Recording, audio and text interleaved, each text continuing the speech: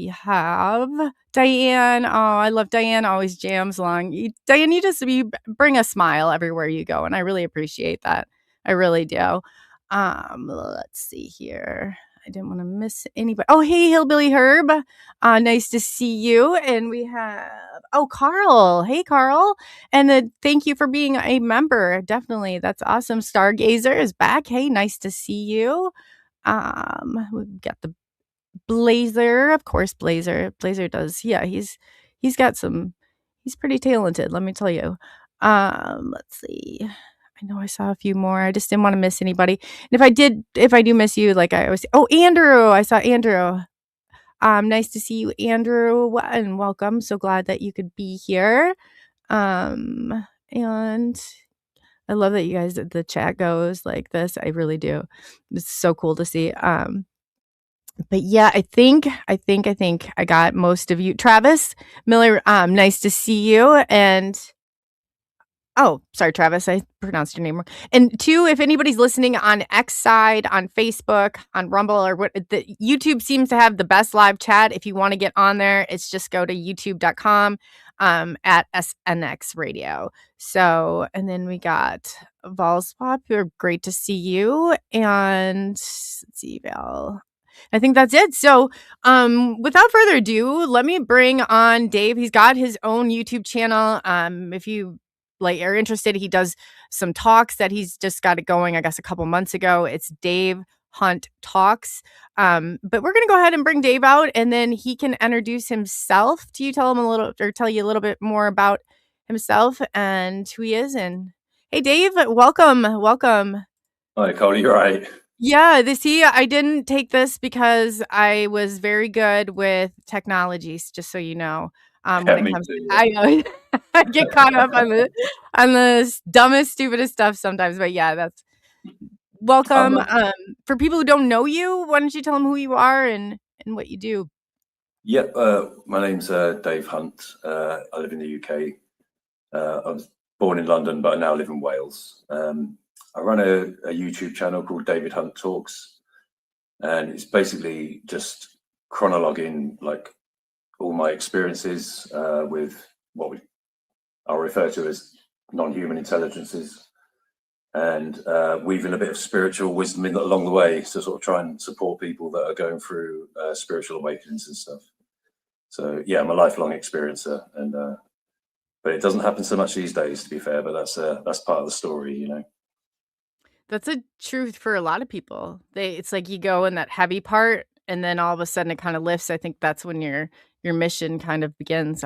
What's your take on all that? Because it is too. And when it stops, it's kind of like you're missing a part of I don't know. That's the way it felt for me, anyway. Yeah, I wonder like what the different reasons are for why it stopped. But I'll be honest with you, I do think that to a large extent the reason why it stopped, at least it stopped overtly, was because I woke up to what was going on and took my sovereignty back in the situation. And then I seem to have some sort of power to put a stop to it. So yeah, which is a rabbit hole we can go down, do you know what I mean, at some point. So.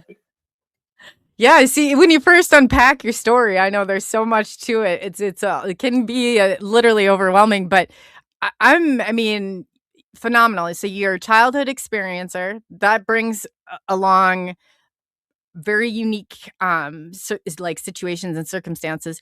Now, what you said about the phenomenon and like what was what, see, I was always paranormal, but I wonder too, like how much of this, because they go hand in hand, one's necessary for the other one and vice versa. So it's, at first I was like, man, I was not a child, but I just think it was in a different way.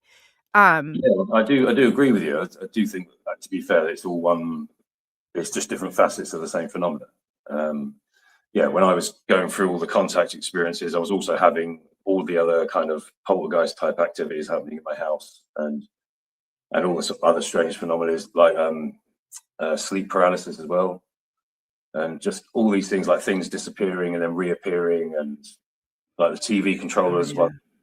Like it was just ridiculous, but it was just like I was hoovering the floor, and we'd lost all the TV. We had 3 TV controllers at the time.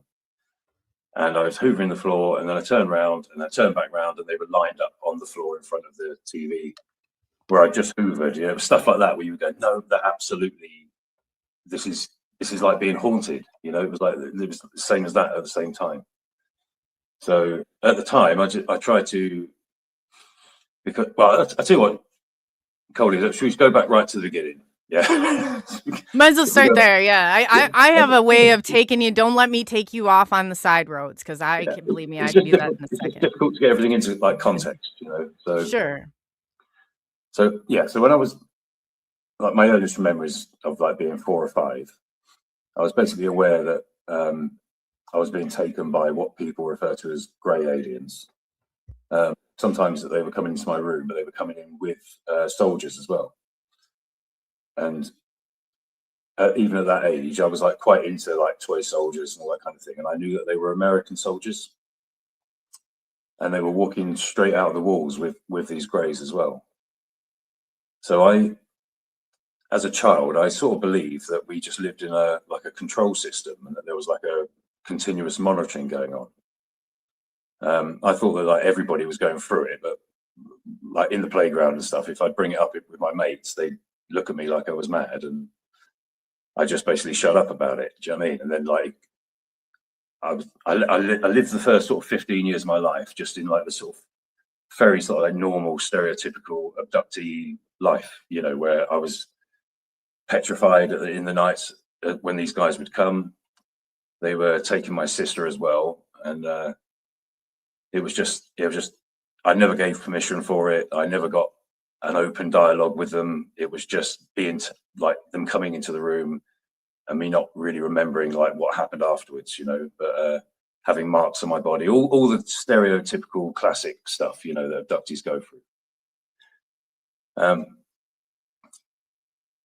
Then when I was like 15, I had like an existential experience, which was like similar to like what people are describing now from taking DMT and having like, and other people having near-death experiences, but I wasn't on any substances at the time.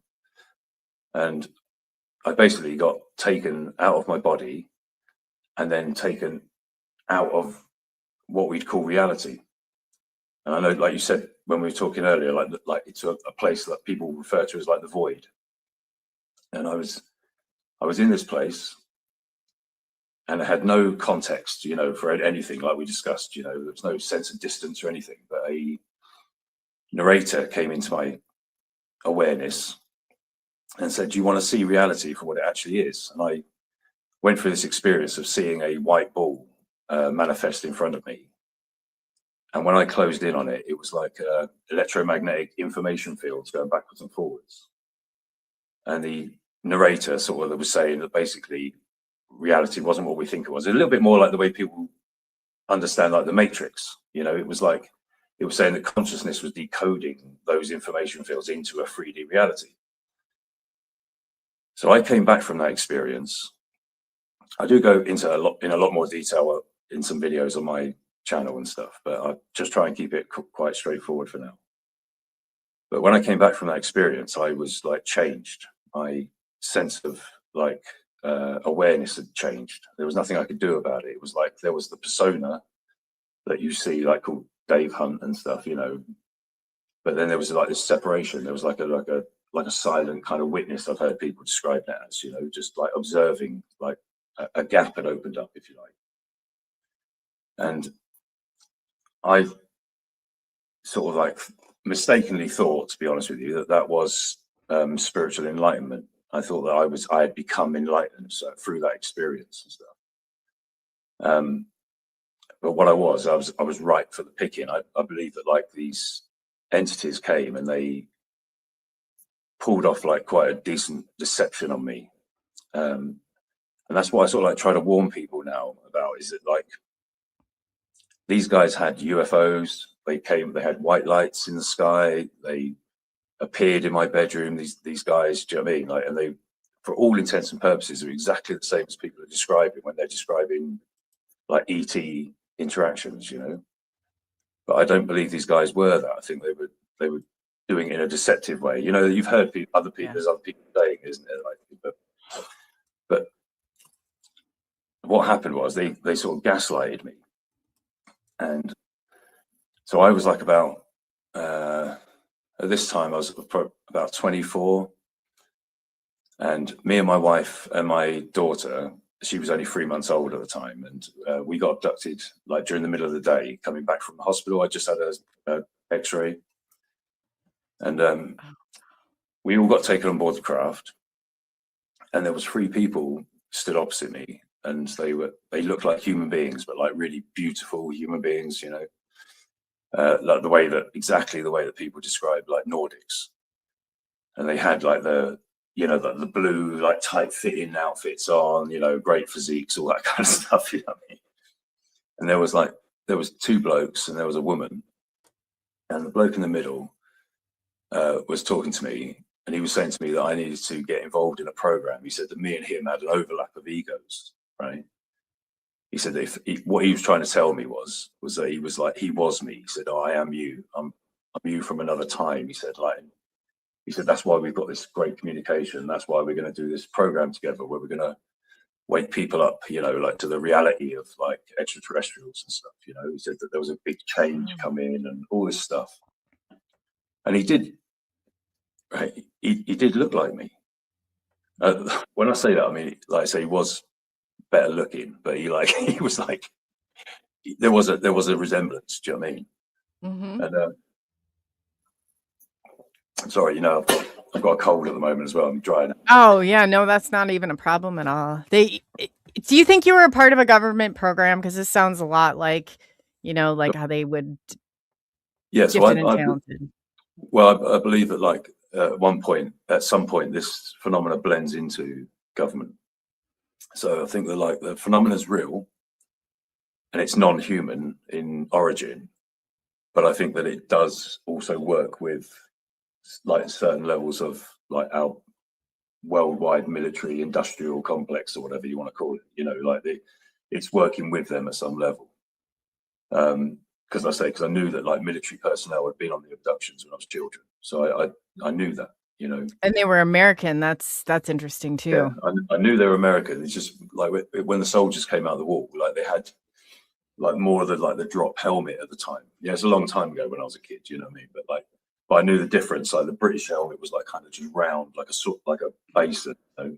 The American one had a slight more dropped, like around the ears, and they had those types of helmets. So I suppose what I should say is I don't know for a fact they were American, but they were wearing the American style military hats, right? So I'm sure that this phenomena goes across the board. You know what I mean?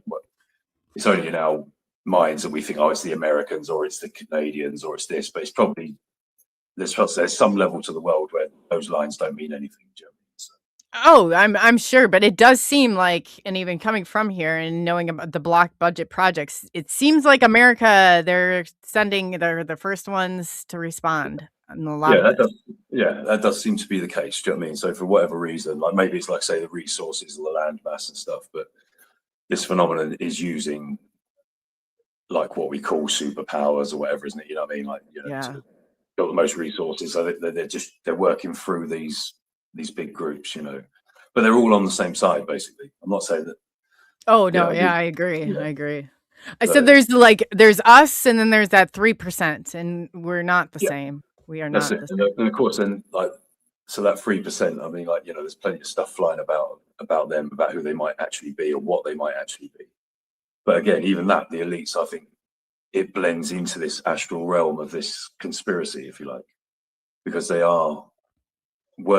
working for someone else, aren't they? Do you know what I mean? If they're not in it for the money because they print the money, and they're not in it for the power because they've got the power, do you know what I mean? Like, you know, it's like they must be doing it for another reason. And it's probably because they're subordinate to their masters. Do you know what I mean? They're probably more scared of them than they are of us at the moment. So The you know, a part of me, I don't know, I can't like believe I'm saying this, but a part of me, I hope so. Because so much of this, like I feel like, you know, and it's like the people that should not hold these answers are the ones that do. I can't stand the fact that somebody else has the truth before my life, my way it was impacted, and they're able to that really eats away at me. you know what, Coley? All I would say to counter that, to be honest with you, is that actually it's the very opposite of the way I see it. Because this control system that these guys are all a part of, it's like, it's effectively false. And the only thing that's real in it is you and me. So like these guys aren't holding on to the truth. They might be hiding facts from us, but it's you and me that are the truth. Do you know what I mean? Like, Yeah, you know, no, I like the way you put that. Yeah. can think they've got the truth. They might, but we are the truth. It's a bit of a difference. I'll take being it rather than knowing about it. That's a good point. No, that's a good point. I'm glad you said that because that is a very good point. Because you do sometimes you get so frustrated and in this, and I'm like, but you're right. Maybe their understanding, we can't assume everybody thinks the way that we do, because I guarantee that's probably not the case here. You know, with the way that people, we're not probably thinking alike at all. You know, outside of this channel, but. They're going to be like sort of mistaking like knowledge for wisdom. You know what I mean? Like they think that because they know how something happens, or they know that they know who they're working for, so they think, oh, we know the bigger picture and stuff. That's fine. You can know all that stuff. Brilliant. Good for them, right? But if they don't know who they actually are, as in like actually know that they are just pure awareness, one with all of us, with the whole thing, then they're paupers as far as I'm concerned. Because we've got this potential to know ourselves as that. And I think it's a lot harder for them than it is for us to do that. And some of them probably aren't even real. It's in they don't even have souls. They're just literally part of the control system, and they don't even have a real, they literally, their whole existence depends on the system maintaining itself, because when it doesn't, they're gone as well. They're not even as real as we are, you know? That really resonates with me, because I said, I know there's creators. I know that, you know, and obviously the law of attraction doesn't happen right away, but there's people here and they're definitely not. I said they're probably like the residual energy you would see, like the people that are spirits and they come back and they do the same thing. They don't care if they see you, hear you. I don't even know if they do. They're just here for their own little play by play, but it really is. It does. That is another like part of it where I'm like, man, how many of them are there compared to us, or why are they mixed in? Is this really like the Truman Show? Are we really living this here, or is there any free will whatsoever? All of that, I don't feel like we can get off of here necessarily. So the way I understand it is that there isn't free will in the way people think there is. You know, if you're following the program, there is a program laid out for everyone's life. Yeah. And the only thing that can override it is consciousness. So if you don't like disidentify with the illusory self and become identified with the consciousness behind the game, then there's no free will for you. You will just do what your DNA programming, the matrix programming, or whatever you want to call it. You will just follow that program. You know what I mean? You'll just do what you were programmed to do. But if consciousness gets involved, then that goes awry. And of course, I'm generalizing, it's a complicated system. Everyone's got consciousness and everyone applies it sometimes at different points in their life, you know, like it can happen to anybody. But of course, like people like you and me and people watching this, you know, we're people that are more and more so identifying with being something else other than just a human being, you know what I mean? Yeah. And like spending more time there. And of course, as we're doing that, our lives get like messed up because you're not following the program. You know what I mean? Yes. Oh, do ever. But you're swapping it for something better. So like it's a necessity, let's say. Yeah, because this program needs to break up. You know, it doesn't need to be saved. It's not broken. Like awareness needs to sort of like reassert itself into a world that has like completely fallen asleep. And like you could look at it symbolically, it's literally just this world could only be created the way it is and separated through the consciousness going into it being a complete slumber. Right? Yeah. Dream. Like you've got to be asleep to dream, yeah? Like so. Like, No, that's so true. I would say, yeah. you know, in order to believe that American dream, you have to be asleep. Like it's just kind of along the same lines of everything. And in order for consciousness to do this, it has to be asleep. It's exactly the same. Right? So that's interesting. It's not like a judgment from awareness, like saying, all right, I've got to stop this. It's not threatened by what's happened. Do you know what I mean? Because it's awareness truth. So it's not threatened by an illusion. Do you know what I mean? Right. But it does just at some point, which is now, decide, oh yeah, that's over. Going to bring these guys back. Do you know what I mean? Like, because it maybe because, you know, for whatever reasons, or for no reason, because infinite awareness can do or not do. It's as simple as that. But like what it told me when I had that experience at 15, it said, look, it said it's over. Okay, it said like that separated consciousness is coming back into the prime consciousness. It said so, and it showed me like an image of like consciousness like influxing itself into the asleep, if you like, consciousness. And there was nothing it could be done. He said it's a done deal. He said it can't be undone. There's no, within that reality, you'll think these guys are winning. So like you'll think that they're all powerful and they're going to introduce the technology and everything else, and you'll think, oh my God, it's insurmountable. I can't do anything about it. They said, but what you're actually witnessing is them in their death throes. They're doing everything they can. They can't accept what is happening. So that's all, as far as I'm concerned. These astral entities that are controlling this game now, I mean, the technology has been around for eons, right? Mm-hmm. But when like technology gets released all of a sudden, like over the last 200 years, you know, and they're increasingly so, Oh yeah. like it's them reacting to something, right? It's not them going, oh, go on then, you have some technology. No, they're reacting to something. They had to get us like locked down and get eyes on everybody and everything, right? They never had to have that before.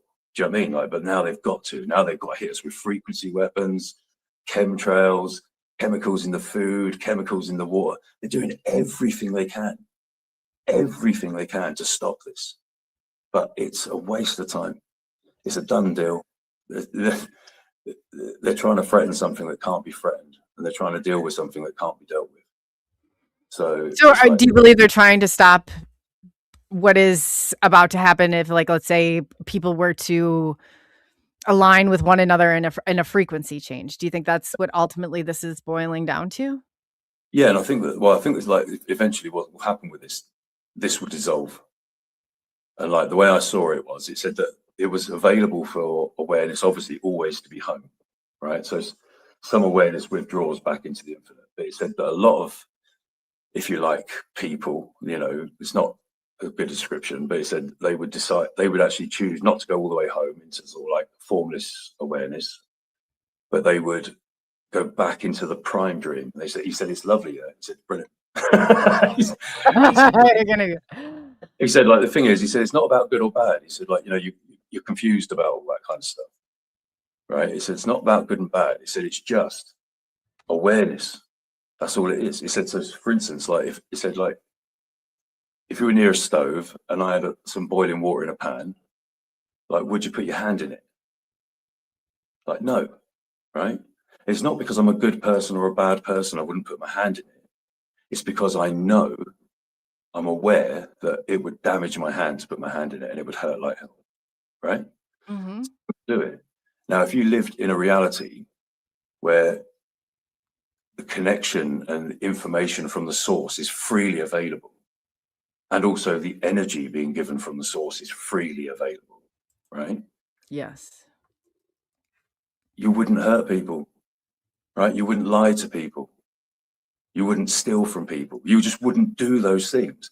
And it won't be because like, oh, you're really good people now. They are really good people, but it's just because they're not insane. Because the truth is self-evident. So they're not insane. That's all. That's the only difference. Yeah, they've got constant connection to their source. They know who they are. They know what they really are, even though they're experiencing an illusion of having a body and knowing people and stuff. But they haven't lost the connection with who they really are. So therefore, they treat each other like they would themselves, because they're well aware that everybody is them. Simple as that. And like, and that's what a dream based on consciousness looks like, compared to one that's been imbalanced and turned into a dream of separation. So, and like the Gnostics said that like the God of this world was like basically stupid, because he thought he was like, there was nothing above him. He's like completely lost contact with like the truth, basically. So like we're kind of like living out the consequences of that, you know? But it is over. Yeah. Yeah. Really? No, that is no joke about that. So, do you think that we came in here? Do you think there was a soul contract? Like, I think they showed me the wrong pamphlet. I said, "Okay." I signed the line. I came here and said, "Throw everything at me because I'm confident I can handle it." I could see my mouth doing that. I think it's been done a number of different ways, right? So it's like there's obviously, ultimately, nothing can happen against you, right? Do you know Mhm. what I mean? Nothing can make consciousness do something it won't do. Okay. So the fact that everyone's here at some level is because that they chose to be here, right? At some level, it might be well deep, but it's there somewhere, right? Right. And this reality was kind of like presented to consciousness a little bit like a casino in the middle of the desert, you know. That's exactly how I feel. Yeah, Yes. it was like come on, come in, right? You know what I mean? Bright lights and music and free drinks and pretty girls and gambling. You know Oh, what I that's mean? exactly what I feel like right there. And Yes. it's kind of it's like sold to consciousness, you know. It's like, look, if you want real, you know, really real, you know, this is what you want. This is amazing. You're gonna scream and laugh and, you know, cry and all that stuff. So a lot of consciousness obviously lent itself like willingly, you know, into the game, right? But just like a casino, the game's rigged. So it was like, come in, but you'll never leave. I'm going to keep you drunk. I'm going to keep you distracted. I'm going to keep you chasing happiness. And I'm going Mm. to keep gaslighting you. And you're staying here forever because you guys are feeding like the owner of the casino. Right. So he wants you to keep playing. That's all he wants. He just wants you to keep playing, does not want you to go. You know, and like a lot of, if you look at spiritual, like the spiritual paths that people have taken to enlightenment, it's sort of symbolically of like somebody who eventually realizes what's going on, stops drinking, stops gambling, stops doing all the other things. Do you know what I mean? And says, "Oh, I've just realised I don't want to be here." Do you know what I mean? Like, Right. and yeah, and the good thing is that like when you truly make that decision, like they can't actually stop you leaving. You know, consciousness is in control, so it's like nothing can actually stop you. This place can only distract you, lie to you, manipulate you, but it can't actually do anything. That's why, you know, like when people talk about Interesting. in the conspiracy fields about, oh, they keep showing us what they're going to do. You know what I mean? Like the Mhm. Super Bowl and all that stuff, and they keep showing their symbols. And do you know what I mean? Yeah. It's like, I know that at some level, people think it's to do with like getting out of karma. You know, they think that like, as long as they tell you what they're going to do and you don't do anything about it, you're basically giving them permission. And therefore, they sort of like, it releases them of some sort of like cosmic karma, you know? Right. Of course, on one level, that is kind of true, right? But it's not the ultimate reason, right? The top boys, right? They know why they have to do that, and that's because we have to give our permission Yes. by inaction and stuff like that. But we have to because actually, it turns out we're the only ones in this world that are actually in power.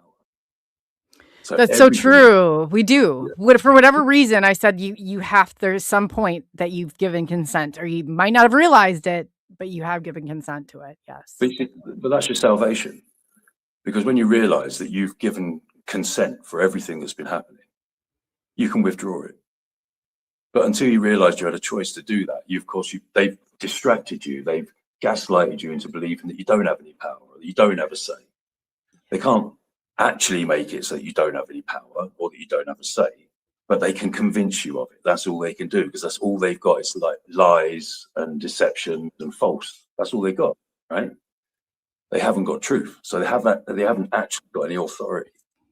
It's like the labyrinth, isn't it? You know, with David Bowie and that. You know, it's all about making her feel like she's got no power in the labyrinth. You know, but the Mhm. moment she wakes up and realizes that she's what it's all about, she takes it all back. It's all gone, and that's what's happening in this world at the moment. Okay, and they know it. They absolutely know it. Trust me, they do. That So makes sense. Like yeah, that I don't know why that just brought me such a sense of peace, but that really inside I was like, yeah, you know, for that's cool. real. Yeah, Yes. you No, know, I appreciate that.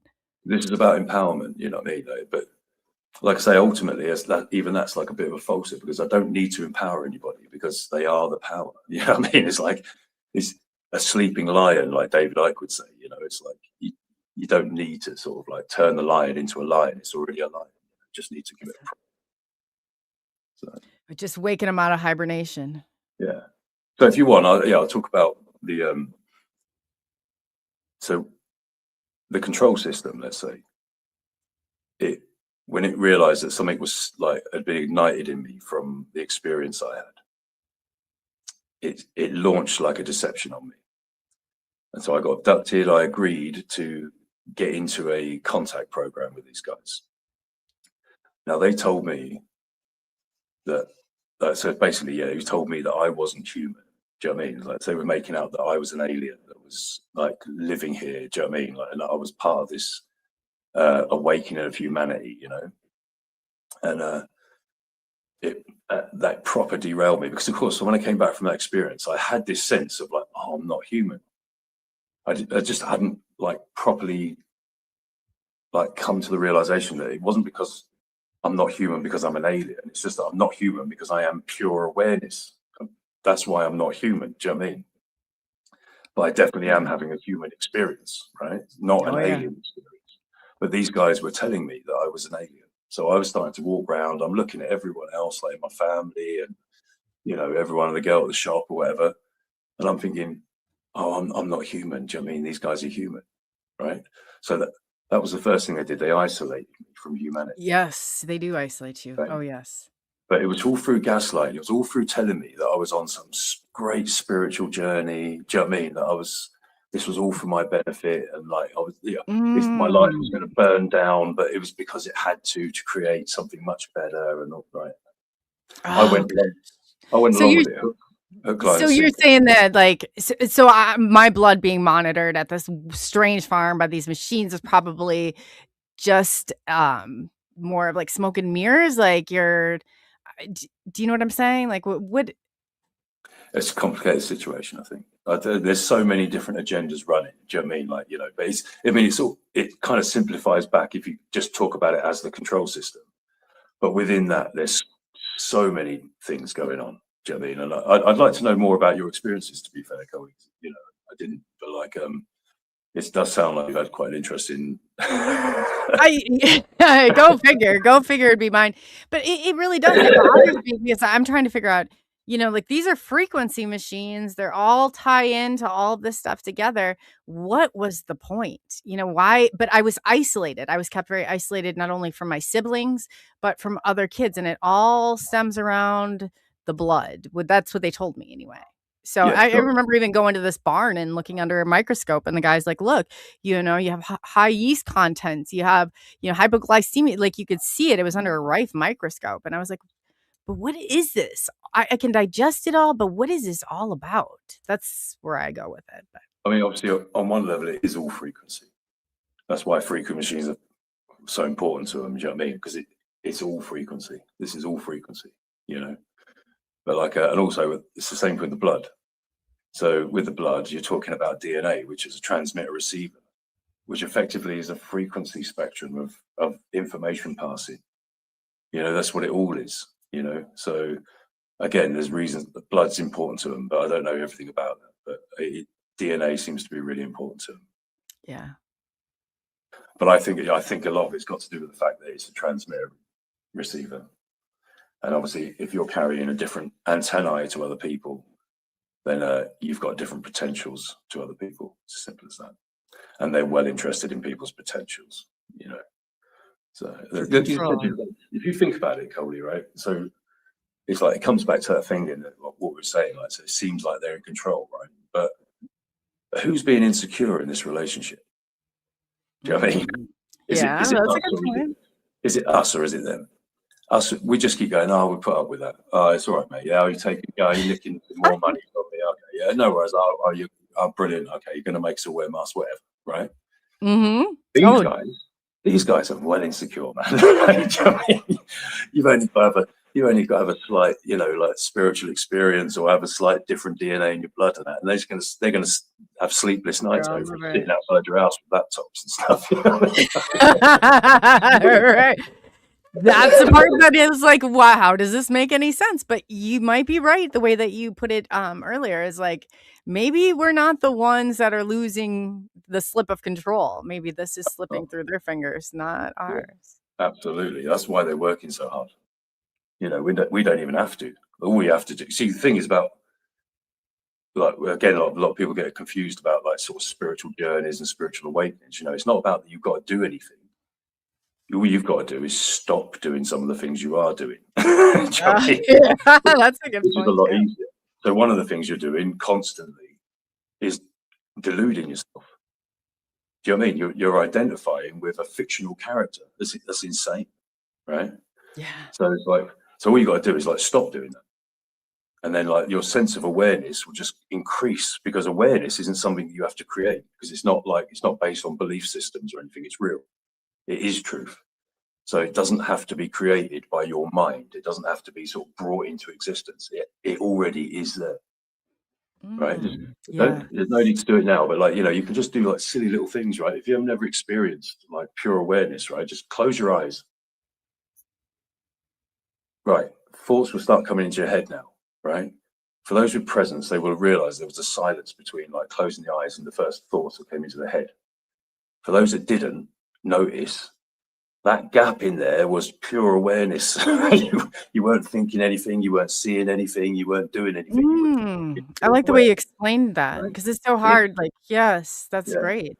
it's real, right? Do you know what I mean? Like, it's actually real. It's not something you have to believe in. You don't need to have faith in the truth, because the truth is the truth. Do you know what I mean? So, like, but these guys, they're on the back foot. Okay, they're on the back foot, and like, and the thing, while I'm on a soapbox, right? Because you put me on one. That's all right. We encourage that here. What I would say, right, is the only true freedom that's going to come here, right, is never going to come through a fight between us and them. Okay, if you become, or not, you don't, like I said, you don't have to become it because you already are it. But when you identify with the level of you that is pure awareness, I'm just warning you that that level of awareness sees everything as one. And the war with these guys is over when you're at that level, right? If you want, if when I know people get angry, do you know what I mean, about like what's going on? Some of it is stomach turning. I'm well aware of it. Do you know what I mean? I'm more aware than most, right? But if you truly, truly want it over, there's no amount of hanging people or putting people in prison or whatever that's going to end that sort of behavior going on. The only thing that is actually going to put a stop to that behavior is the healing of unity consciousness. That's it. I don't want to be airy fairy about it. I'm not a hippie. I'm just telling you the way it is. When you become, if you can sort your life out and become like the pure awareness that you really are, and live your life like that and treat the world like that, you're bringing awareness into a false system that is breaking it up and will eventually put a stop to that behavior. It is the only way it's going to happen. We have to bring these guys into the fold, not like make enemies of them or get them killed and then let the next lot that did the killing take over or whatever. Do you know what I mean? That's Right. not the way. That's not the way this ends.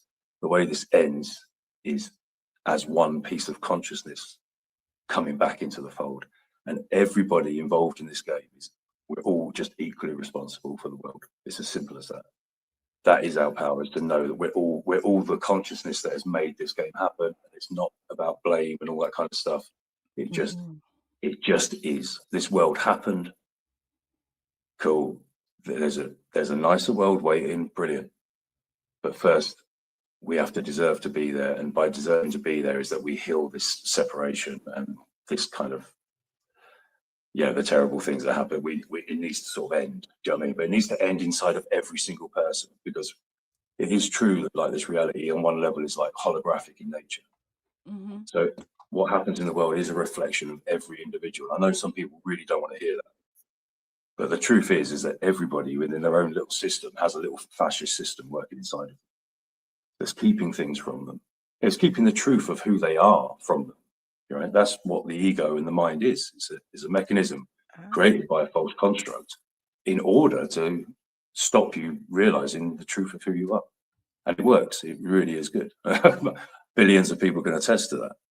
Right? Because But if everybody realized who they were, I guess that would eliminate a lot of problems. A, B, do you think that, I mean, and people don't realize that consciousness is truly awareness. It's the heightened awareness of yourself, who you are outside, you know, like all perspectives of it. That is, it's still confusing. And I don't know if you can like help me to put it together. Cause I'm thinking, gosh, why the interest in other people and bringing other people that necessarily do not feel like this is their home? They don't feel like they blend in. They don't feel like they are, like I'm sure you get and you feel a lot too. But it's like almost like I felt like I was brought into this foreign world of crazy and I don't even know how I can get off of this world of crazy. But there is rules. There are definitely rules to this game. I can't even tell you, but it just gets, like you said, I think that like how complex it can get. Your mind starts going 1,000 different ways. Am I human? Am I not human? That's not the question, right? I Like think you've got to be like, sort of like, so like I said to you, in detail, it is complicated.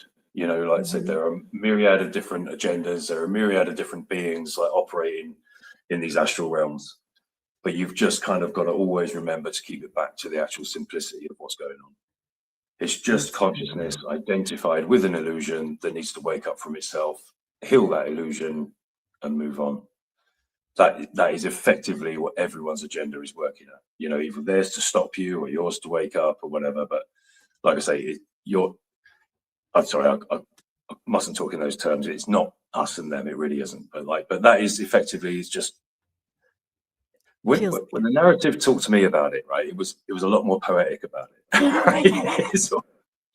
It didn't have any malice about it at all.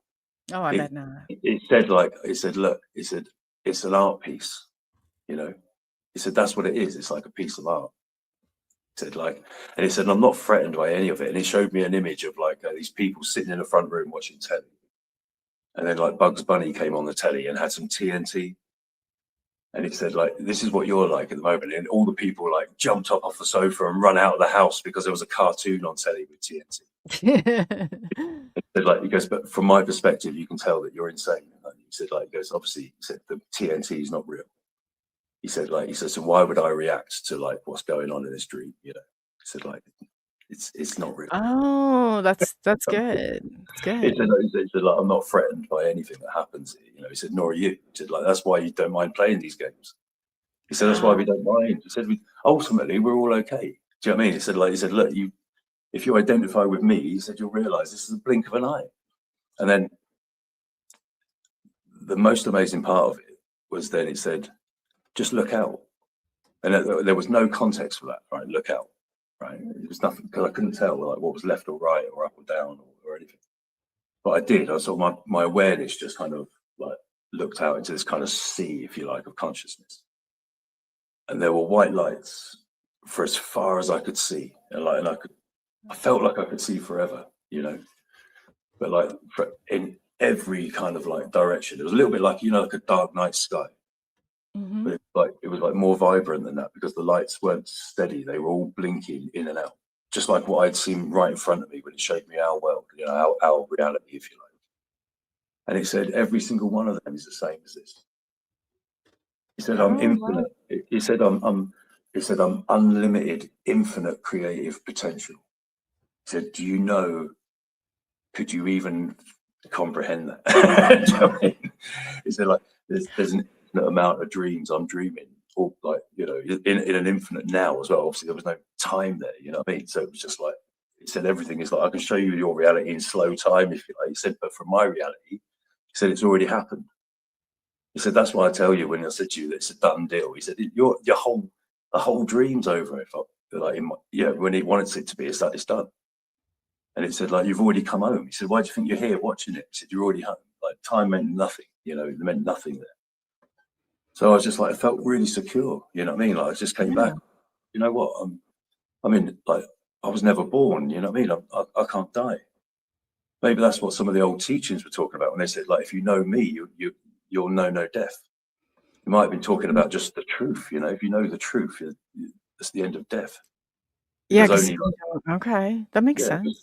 a persona can die and stuff. Obviously, a body, like within a false body and a false reality, can die. Of course, it can. But I'm not that. Do you know what I mean? I'm not that.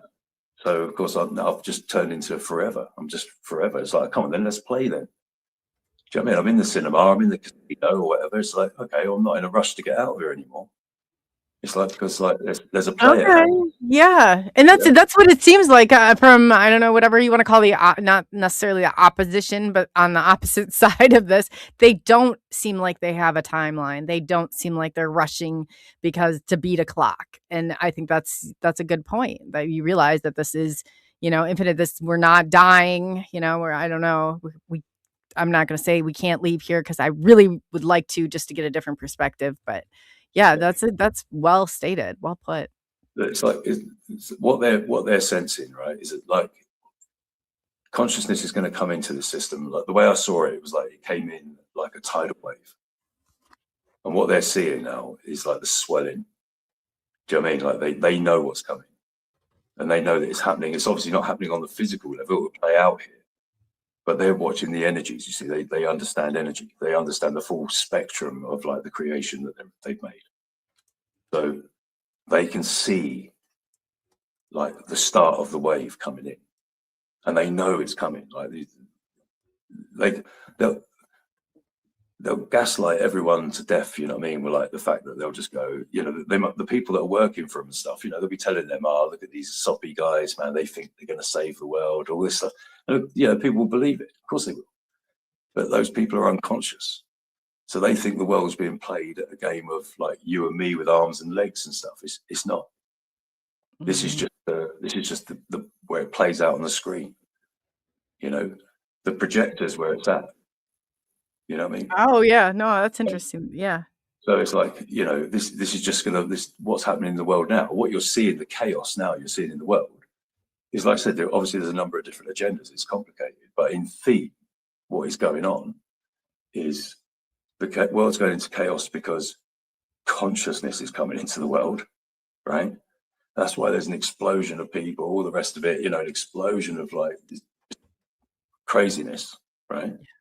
It's a little bit like if you had like a bowl of muddy water and it's all like nice and sedentary at the top, at the bottom, and then you add in clean water to clean it all out. The first thing that happens is it muddies the water. It just goes mad, right? I mean, it looks worse than when you started, but that's what's kind of happening now.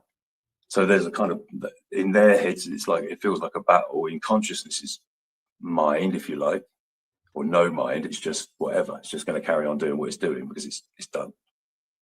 So you don't need to fight anyone. Don't need to do anything. There's nothing really you need to do. All we need to do is just like support everyone else as they go through the awakening, because that's what's going to happen.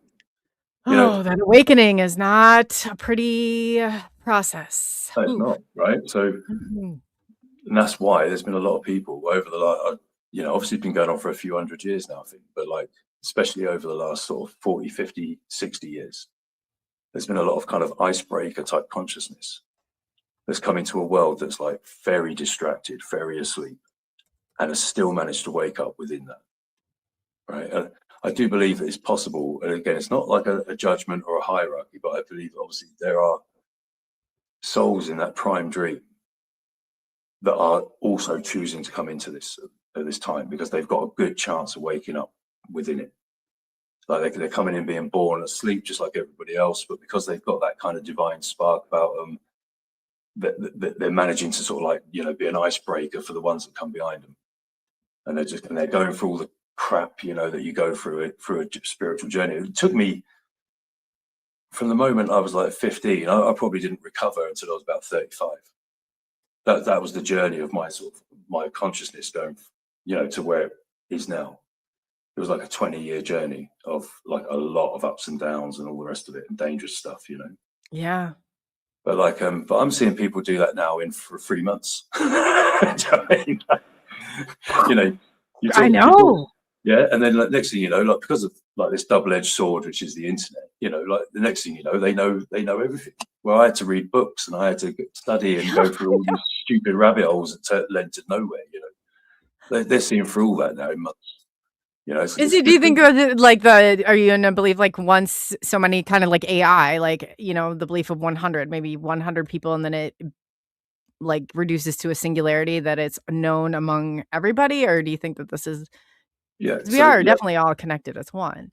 so absolutely, yeah, and that's the reason why that will happen. But within the relativity of this game, so what tends to happen is that it will reach a critical mass, and then the moment it does, you know, there's like that idea in there that like if you introduce like a grandfather clock, you know, into a room of grandfather clocks that are all swaying in synchronicity, and you bring one in that's not, it will fall into line with the others through resonant frequency, right?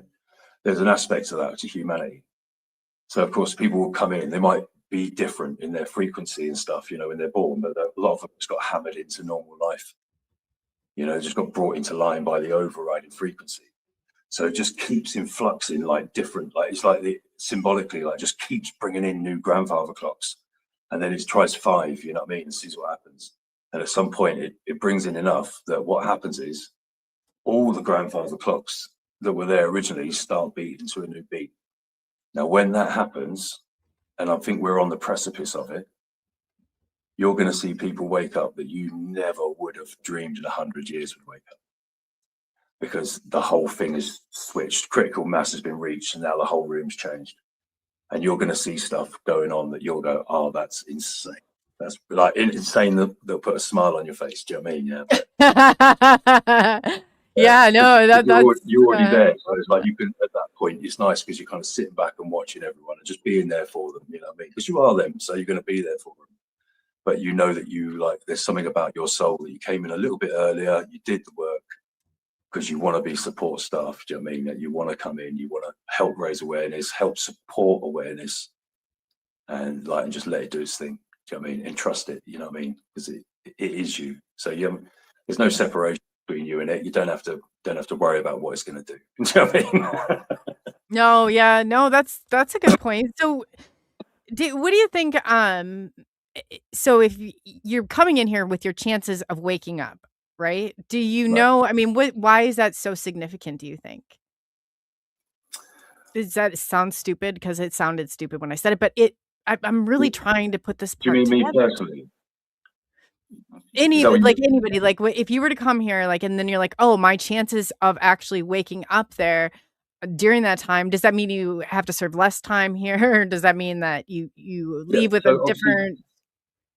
you obviously got like, when those decisions would have been made, they wouldn't have been made from a state of consciousness like we're in now, right? So they would have been made from a place that was much more secure about the fact that it can't be harmed at all in reality. So it's easy to make like a decision like that from that level, you know what I mean? And say, yeah, well, that's cool, yeah. And then what you say is, I might get lost in there. And you go, yeah, well, obviously, but not forever, because like this world's not forever, only you're forever. It's like, yeah, okay, no worries. Do you know what I mean? God. So that would happen, God. right? But obviously, on the flip side of that, now that you're working your way back to that level of awareness, of course, you always read reality from the level that you're frequenting at, don't you? So like from this level, it seems a bit like, why the hell would I do this? You know, while I'm suffering it. You know what I mean? You know, but of course, yeah, that is relatively true. Of course it is. And I'm not belittling anyone's suffering, but it's just not ultimately true. You know, there's only one Yeah. ultimate truth, and it's not suffering. So like, you know, the quicker that you sort of like get yourself at that level, that's the end of suffering. So And see, this is a good, because I was a therapist for 7 years until believe me, I saw the error of that way. But, it's kind of like in coming through and going through all this, like you have to be the passenger. I always tell people, ride the wave, learn to ride the wave, be the passenger in the moving train. You can't take anything too serious in this life. yeah. In fact, that's one of the It's things. true. That's one of the things the narrator told me in that experience. He actually sort of like, almost like it was like with a kind of laugh, sort of said, "You take your life too seriously." Because I was Yeah. quite a depressed teenager, obviously. You know, I had a lot. Like, I thought I've got problems. Do you know what I mean? Yeah, because I've got monsters coming in my room at night. You know what I mean? None of my mates seem to have them, and all the rest of it. And I was just the normal stuff with girls and all the rest of that kind of stuff. You know? And like growing up and all that kind of thing. And like, obviously I was 15, I was taking life well seriously. Do you know what I mean? And it kind of Yeah. after me, it sort of said, look at you, man. It said, like, you know, it said, like, look, it's a fictional character. It said, like, come on, just go back and do what you got to do. And I was just like, okay, all right, cool. And I was all prepped for it, do you know what I mean? But until these guys came in, you know, and they had me meeting people, you know, like they I let them take me over. It was like and again, just like vampires and stuff, all of it was done with my permission. You know, nothing. Now looking back on it, I realise that like none of it was done against me. It was all done with just misguiding me and just gaslighting me. And me going, So oh yeah, you mean like you channeled them through like in this reality, like no, they would completely take me over. So like, I the first time it happened, I was driving a car, and one of them came in and was sat behind me in the seat, and I was just on my own in the car at night time, and it was going, oh, I'd really love to drive a car, right? So it's talking telepathically in my head while I'm driving. mm-hmm. Now, when I'm looking in the rearview mirror, I can feel it. I was really good at. I am really good at feeling presence, you know. Yeah. But like what I could see was like a silhouette, and a bit like a sort of shimmering kind of like whitish silhouette, you know, but like humanoid shapes, you know, head, shoulders. And he said, "Oh, do you think I could come into you and like because I don't know how to drive a car, so like I could do it if you let me like come in, you know?" And I was like, "Oh right, okay, yeah, you know." And then what these guys would do as well, like the first couple of times that it was really sort of like having these conscious interactions on this level, was they'd always make me feel really blissful when they were near me. Mm-hmm. They could instigate it. Do you know what I mean? Like I just feel this kind of love and light all the time. Oh, these guys, Yeah.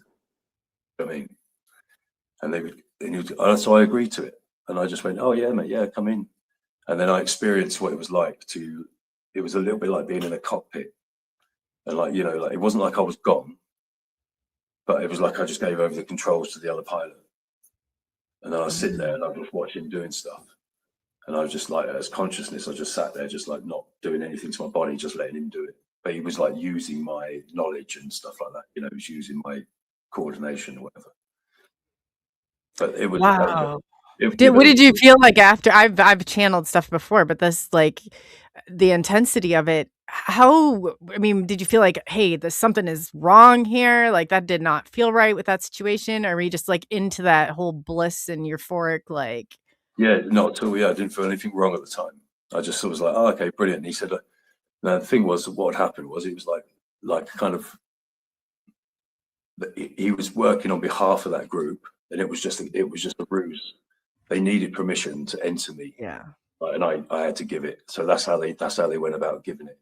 Later on, I found out that was the case, because they said, "Oh, you gave us permission," you know, and it was like, I saw the scene in my head, like it was that moment when I agreed to say, "Oh, come on, then you can come into me and use my body," you know. But that Yeah. was That's exactly that the yeah. Oh it yeah. was a spiritual possession, right? That's what it was. Do you know what I mean? Ah. It's a spiritual possession, right?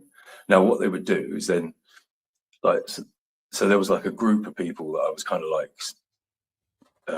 just like, you know, friends and stuff like that, you know, and they'd send me into the group, and they start telling me stuff about people. So I'd get like voice communications, do you know what I mean, like about people, and they were using it like a hypnotist selection. You know, have you ever watched a hypnotist on stage? You know, like, and they'll pull like 20 people up, you know, and then Yeah. they'll hypnotize them all.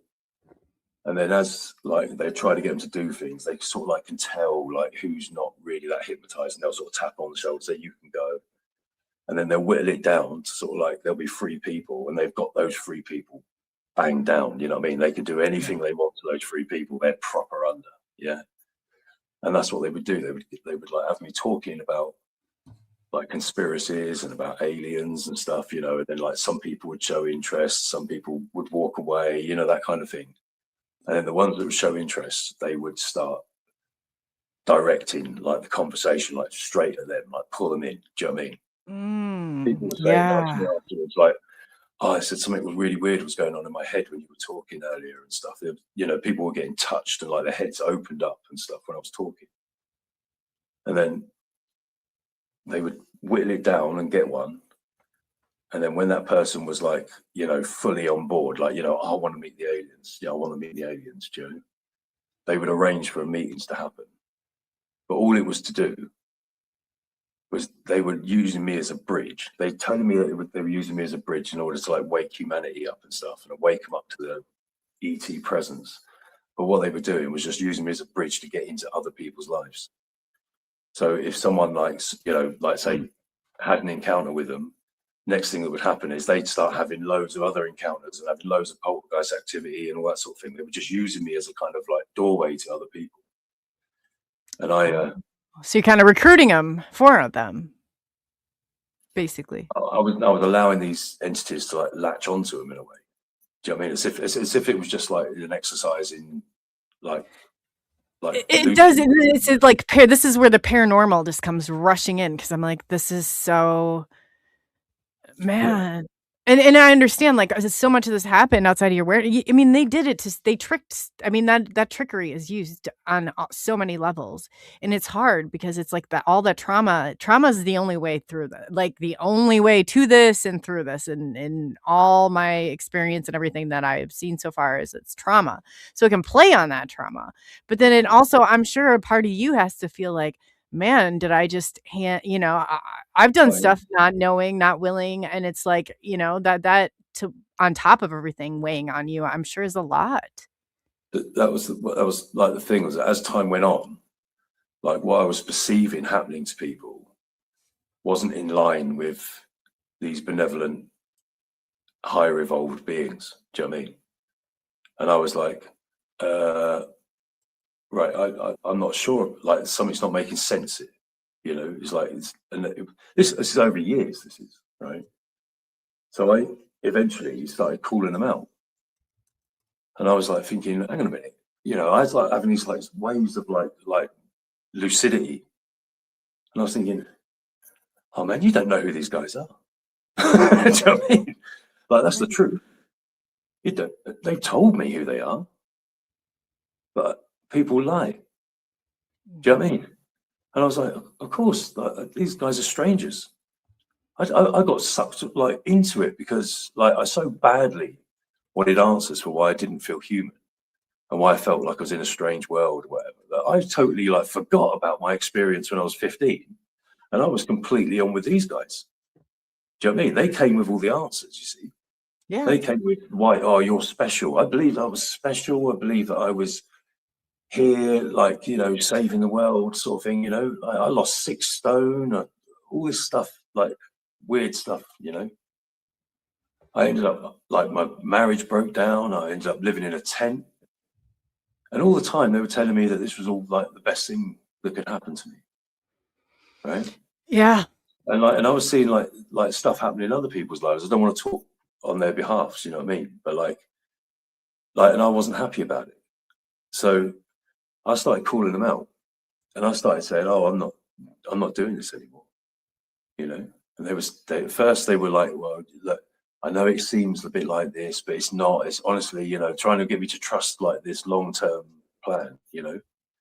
Oh wow, trust plan, yeah. And I was just like, "No, it's not. I'm not doing it." I was like, you know, I said, my life is a complete mess, right? I'm not happy. Do you know what I mean? Like, and I've Yeah, I know exactly what you mean. And it can happen in like a second. It doesn't take anything. It's like gone. I was like, I don't trust you anymore. Like, you know, prove to me that you know, show me something I can hold on to. You know what I mean? Because like now, then I saw a series of things, right? Like all at the same time. Like, you know, as in obviously on some level, at the time, what I would have considered my higher self was like obviously trying to help me out and get me back, right? And like I saw like documentaries. I saw this thing where this guy was saying he was talking to a shaman in South America, and he was saying, and the guy was doing artwork on the caves and stuff, you know. And he said to him, "Oh," he said, "why are you drawing like UFOs?" You know, and the shaman went, "What do you mean UFOs? What are UFOs?" And he said, "You know, spaceships and stuff." He said, "That's fascinating." You know, he said, "Oh, they're not spaceships." And he's like, "Oh, but they look like," he goes, "That's what we call spaceships." He went, No. He said, "They're the craft," he said, "that the astral beings use to go from their frequency to this frequency." He said, like the guys in the control system, he said that they just use those to come down and get us and take us to the other world. Now that would make sense. I was like, oh, this guy hasn't been exposed to any TV. he hasn't been watching the documentaries the government really don't want you to see on UFOs. Right? Just to come over, we'll have a binge, TV watching day so you can catch up here. You know what I mean?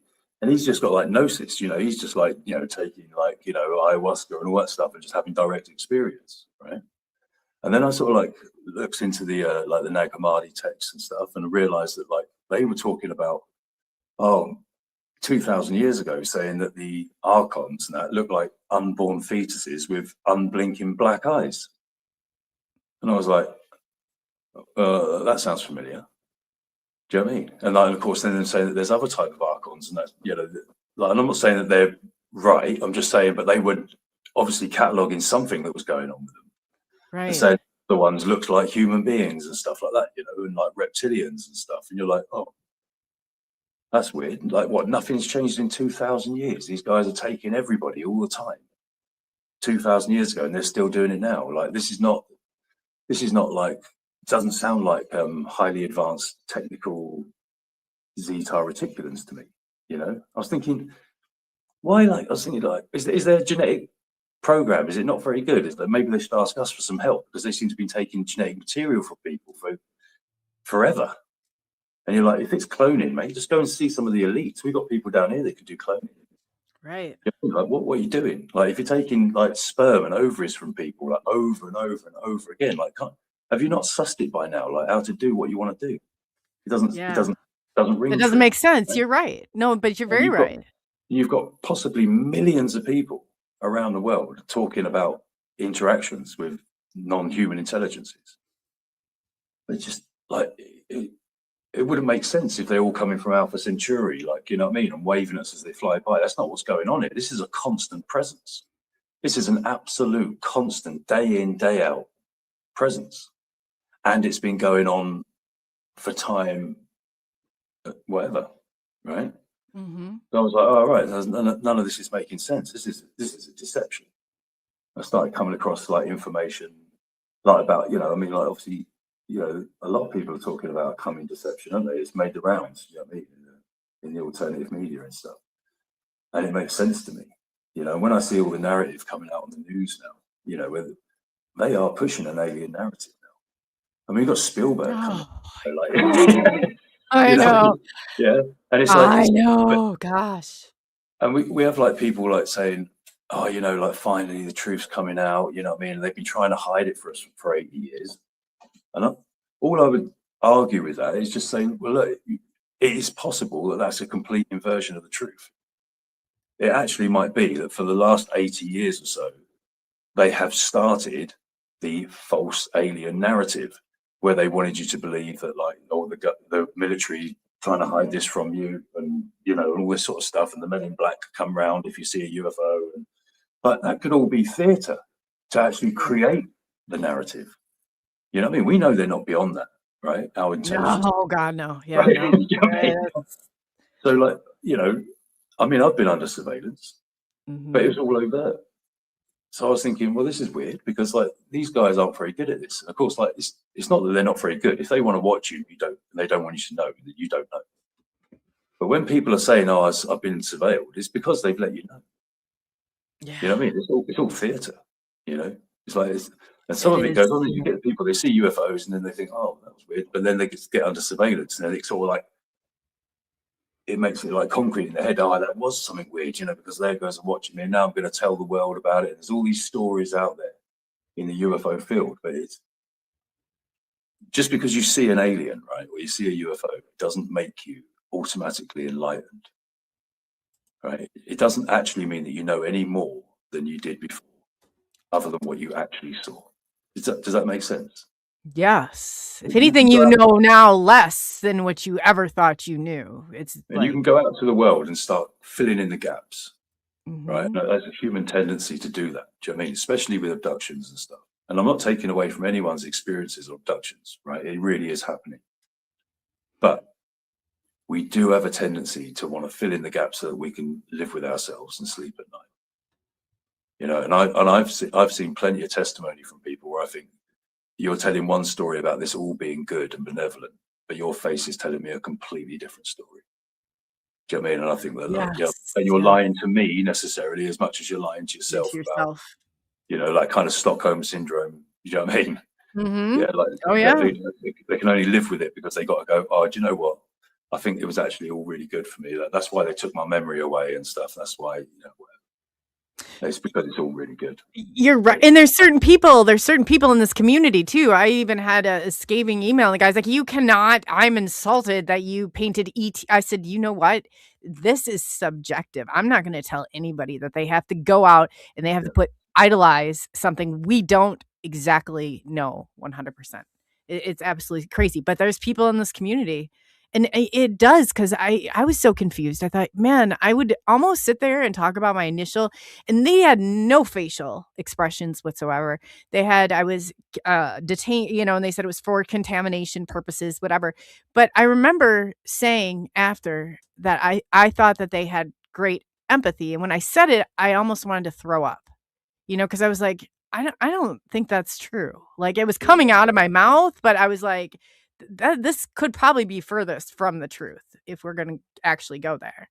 But the thing is, we know, right, even down here, you know what I mean? Like, you can take substances that will like mimic euphoria and stuff, you know, and mimic love, you know. And like, so you got to assume that like they can make you feel things, you know, and they can get you to misread the situation, because a lot of the time we interpret reality by the way we feel, don't we? So it's like, you know, if you're being made to feel good about something, you might interpret it differently to what it actually is, you know. Whereas if you've been allowed to feel the fear that you really wanted to feel, you might have interpreted it differently again. But That's you true know, too, but and then you have to, what is it that remain, 'cause anytime I would come in contact with the craft, it was like the best yeah, experience in the world. yeah, It was like, "Oh my gosh," you know, it was just like, but then it was that anticipation, will I ever see it again? mm. Will I Have you ever, you know? have you heard of Jason Ford? He's like a baseball player. He come out with some serious Yes. experience, but he talks about how at first it's like it was always making him feel euphoric. Every time he saw a light in the sky or anything like that, he had this feeling of like energy and bliss coming over him and stuff, you know. I just But, watched something on him last night. That's crazy right, that you said that. Yeah. right. But he talks about the journey of how it was a deception, and once it got his hooks into him, it like revealed itself and what it was. So, but like, yeah, that's a common story. Do you know what I mean? Like, Mhm. other than the people that just never wake up to it and just live their whole lives just like in not knowing, do you know what I mean? Or gaslighting themselves that actually it's all really good stuff. And I say, and I'm not, I will say this, right? And I don't, like I say, I'm not looking to sort of like say to people, if you're having positive experiences, and you may well be, do you know what I mean? Because I don't know everyone else's experience. I don't, right? And I will say this as well, that once I did have an experience with some positive guys that were not from here.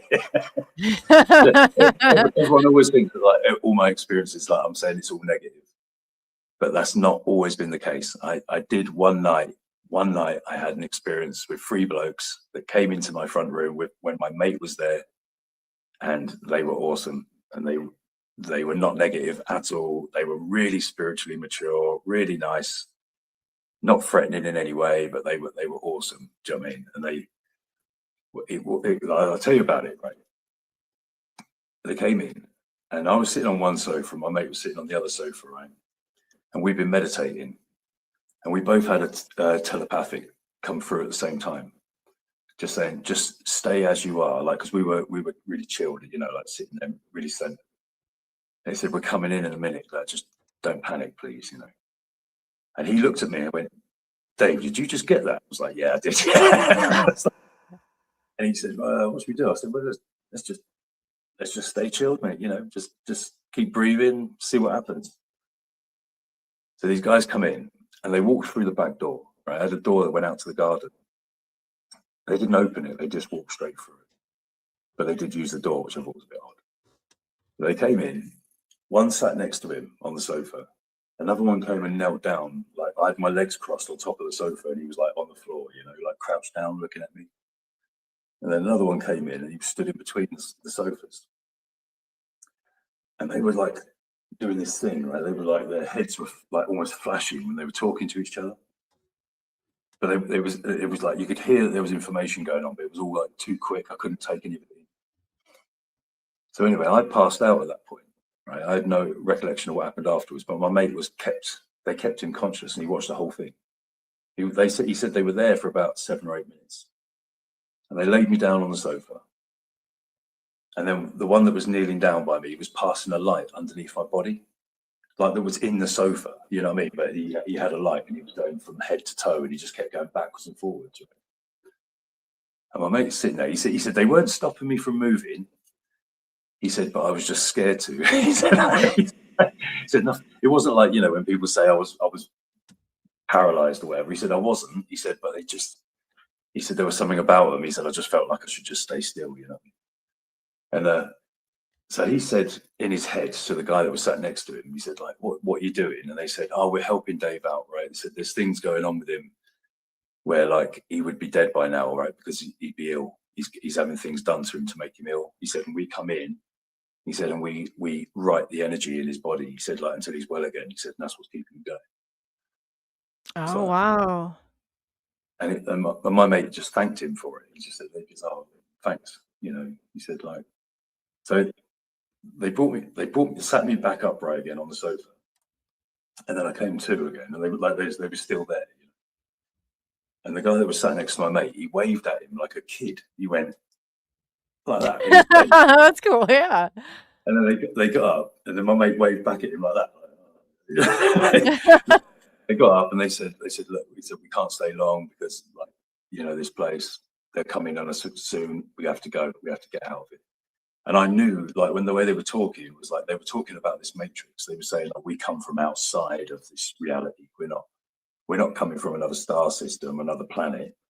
There's this false reality, which effectively is just a frequency band of information. That's what it is. It's not really a world and stuff. It's just information, right? And they were dropping into a frequency. That's what they were doing. They were dropping into a frequency, which I think that they were talking about coming from the prime reality, and that they can break into this separation. Now they are, or it'd be easy to be forgiven for saying that they are the good guys. Do you know what I mean? They wouldn't call themselves that because, like we discussed that principle earlier, they're not good. They're not better. They're just conscious. Yeah. That's the difference. They're just conscious, right? So they behave as you would if you were conscious. Oh, okay. It's not, so none of this is Ascension 5D. Okay, that makes more sense to me right there. Nobody's not good enough. Do you know what I mean? Yes. That's the way our dualistic kind of reality works, isn't it? We all think that if you're saying that something's good, you know, you mean something else is bad, or do you know what I mean? Like, It's a not spectrum. like beyond this reality, when you're connected to like balance, you just see everything as balance. You don't assume one thing is not the other. It's like when someone says about political parties, where if you vote for that one, you must hate the other side, and then what they say is liars. Where it's too dualistic in his thinking. Do you know what I mean? But anyway, but they had a lovely feel about them, right? They weren't trying to make me feel blissful or anything like that. Do you know what I mean? Like, they were just normal. There's none of this cloak and daggers and arty-farty stuff, you know what I mean? Of like big grand stage, love and light, and the world's going to be a better place, and all this. They weren't saying any of that. They were just nice people. They were just nice people, but you could feel like a spiritual maturity. You know, it was like, do you know what I mean? Like, it was old. That's how it felt, like ancient, you know. And what did they look like? So again, they look like people. They look like human beings. So yeah, the one that stood in the middle, he had like a shoulder length hair, and the one that was down near me had dark hair, like short dark hair. And the guy that was sat over with my mate, I'll be honest with you, I didn't really get it, but it was dark in the room. Sure. Right. It wasn't. I couldn't tell you like their eye color and stuff like that, you know. But they had like human features, you know. They had ears and eyes and noses, and you know, they were bipedal, like, you know, they were human beings, you know. Yeah. But but they were just really cool. They were cool. you know, and I was just like, oh, right. And now that happened like in the middle of the other stuff that was going on. And that was one of the cracks in my allegiance, if you like, because when that happened, I came away from that going, oh, there's something up with these other guys. Do you know what I mean? All of a sudden I could see it was fake. You know, it was the smile of the guy leading you into the casino. You know, it was that. Yeah, no. Right, and I was just like, then they were starting to crack for me. You know, and like when I eventually I had to go through some stuff to free myself from them, right? And they eventually they tried to take my life. So I ended up in hospital for 4 weeks, and but then after that they stopped. So I think now, do you want me to tell you about it? Have we got time or? Yes. Oh, yes. Yeah. So I moved away, right? Because I was living in a tent. I had no money. I was struggling. You know, everything was gone, right? And so I decided I'd go move up to my mum and dad's in Wales. And I thought, like, I've got to sort my life out. Do you know what I mean? I thought like I put an end to these guys, and I needed to like go and get a job and just ground myself, and you know what I mean, and close myself off, right? So I went up there, and then there was a night. I'd been up there for about 2 weeks, and I was bored. You know what I mean? I wasn't like properly depressed, but I was a bit bored because I was used to having a social group and all that kind of stuff. And then one night, I'm walking around the house, and there was the most terrible feeling like hanging on me. It was like I'd never experienced it before. It was the only way I could describe it was like if you were in a lift. What do you call them in America? Is it an elevator? Oh, like an elevator? Yeah. Okay. So if you were in an elevator and like a serial killer walked in the elevator and stood behind you, that's how it felt. And the door's shut and he's got bad intentions. Oh, That's how it felt, right? And you're stood there with this guy looking at you like this, right? That's how it felt. That's how it felt. And I couldn't get away from it. I'd go outside, couldn't shake it. Couldn't shake it. And then I've made the worst mistake that I could have done. I wasn't streetwise when it came to this stuff at the time. I wasn't. You know, that's why I'd let these guys in. That's why I'd let them do everything they'd wanted to do. You know what I mean? That's because I thought I was spiritually awakened. You see, and that's the worst place to be in because I was totally misguided. I thought I was awakened, right, and I wasn't. Do you know what I mean? I'd had awakening experiences, but I wasn't awakened. So anyway, so I go, oh, I'm just going to go to bed and go to sleep. I thought that you know, that's all I can do. I can't. It was horrible. It was horrible, the feeling, right? So I went to bed. 3 days later, I woke up in hospital. Oh God. That was my experience. That's all I remember, right? And I got told I'd been in a coma, and like, so what happened, right? Is I got up in the middle of the night.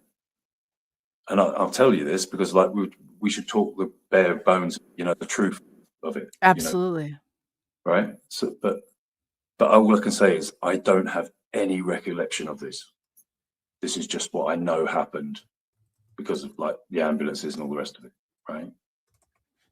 I got up in the middle of the night, went downstairs, found my mum's drug cupboard, emptied a bottle of diazepam into me, and then sunk it with a bottle of whiskey, and then went out and walked into a field and collapsed in the field. And it was like in January, right, where it's freezing cold, right? So I've collapsed in a field up the road, probably dying of hypothermia and the effects of the drugs and stuff. Oh yeah. An ambulance pulled up. The driver needed a wee. He got out, hopped over the fence, walked a little bit into the field to go for a wee, started going for a wee, looked down, and I was at his feet. Oh God. Saved my life. Picked me up, rushed me to hospital, stomach pump, coma, out. then I went into a psyche ward for 3 weeks because of its suicide attempt. Right? Oh, Yeah. gosh. But I think that what happened was that obviously it was like a divine intervention, that guy coming and saving me, right? And I think at that point, I think they realized that they can't take me out. There was some sort of like protection around For me. you, yeah. And then I didn't hear about him. I didn't see him for 2 years. Maybe that was enough for you to believe it, because for whatever it is, whatever reason, your belief system, it's like kind of triggers that. But I'm so glad that that had happened and the way that it did. So you're still here. So do you think they kind of just went on autopilot, went to sleep, and like you were driving the car and they took over and it was like your elimination, like supposed to be your elimination? So I think that, yeah, they obviously sent an entity to that night that was murderous, right? That his intention was to murder me. Do you know what I mean? Yeah. And obviously it's capable of doing things like manipulation of the body when you're in the astral or whatever. Do you know what I mean? Right. And like, and it stayed on me all night, and you know it was gone. Like you know, when I woke up, and it was that feeling was gone. It wasn't there anymore. So like it done what it done, and it's gone. But I assume it walked me up the road, and it walked me into that field until the drugs took over, and then I lost, the ability, legs and stuff, you know. And it was like, right, job done. But it wasn't. Which you would, yeah. Well, you know, if Chris Miner, I just saw him. Hey, Chris, he's in chat. We did a show with Steve Mara the other day, and he talks about all of this stuff and how we're assuming that this is all different, but it's just the way that, you know, might be our perception of the way we're looking or what would work for us, but that this is all non-human intelligence, and that kind of like you really are going down some roads and some paths. It's good to know that there are, because I always felt that there were good ones out there as well, you know, that you've come in contact and the ones that I came in, I'm not going to tell you that the gray is the short or the tall. I went through all that, but I did meet 3 of them that look like you, more like you and I do. Right. I have no doubt that all that stuff goes on. Do you know what I mean? Like I said to you, everything and anything's going on in it, you know. Yeah. So there's got to be untold reasons. They've got unlimited resources. They're doing whatever they want to do. So it's like, I feel like we're in the good place. Is this not? Have you ever seen that movie or the show, The Good Place? That's what I feel like. This so much of this is like I said, we're just in the good place. And what we totally gaslighted with from the moment we're born. What a wonderful world it is. Do you know what I mean? It's a wonderful world. Hey, everybody, look at the beautiful world. It's so lucky to be here. Oh, come on, you're going to get a job and a car and a girl and holidays. Oh, you're going to get your house with a white picket fence and your yeah. Oh, yeah. There's so much stuff to see, touch, taste, look at, you know, whatever, you know. It's like it's a massive distraction park because like that's all it's got now. It's like it has to distract you, it has to gaslight you. You know, hell's not like, you know, going to be like lava and stuff. You know, it's going to be paved with flowers and lovely sun. Yeah. Oh, I 1000% am on board with you on this one too. It makes the pain. It makes the pain worse. You know, like if this world was just one horrendous thing after another, as in like for everybody, just constant torture, we'd have all rejected it a long time ago. We'd have all gone, I've seen through this. This can't be real. So it can't do that. It has to mix it in with love and good things, and you know what I mean? Yeah, because then when the pain comes, it's even more. It spikes. Do you know what I mean? It's like that's how they keep getting you. That is dirty. Yeah. Of course, it's dirty. Yeah, you know what I mean? Yeah. You're right too, and that's where the spectrum, like, you know, I always tell people, oh, to know the good, you have to know the bad. To know the bad, you have to know the good. You know, they know that. They can't just do all bad all the time. It doesn't work. No, it's too much. This is kind of what Daryl Sim says. This is the point of least resistance. They're going to try to keep you at the point. It's less work on them. It's less energy. They get what they want. I think there's been like, I think there have been like resets and that, you know, where they have worked out in the program that like they can do it more efficiently. They can get the energy out of us more efficiently. And I think like if you was to talk to certain levels of that hierarchy, they would suggest to you that the reason why they're doing all the stuff they're doing now and the technology and that is because they are bringing it into another reset. And we've heard them talking about it, haven't we? Like the WWF and stuff.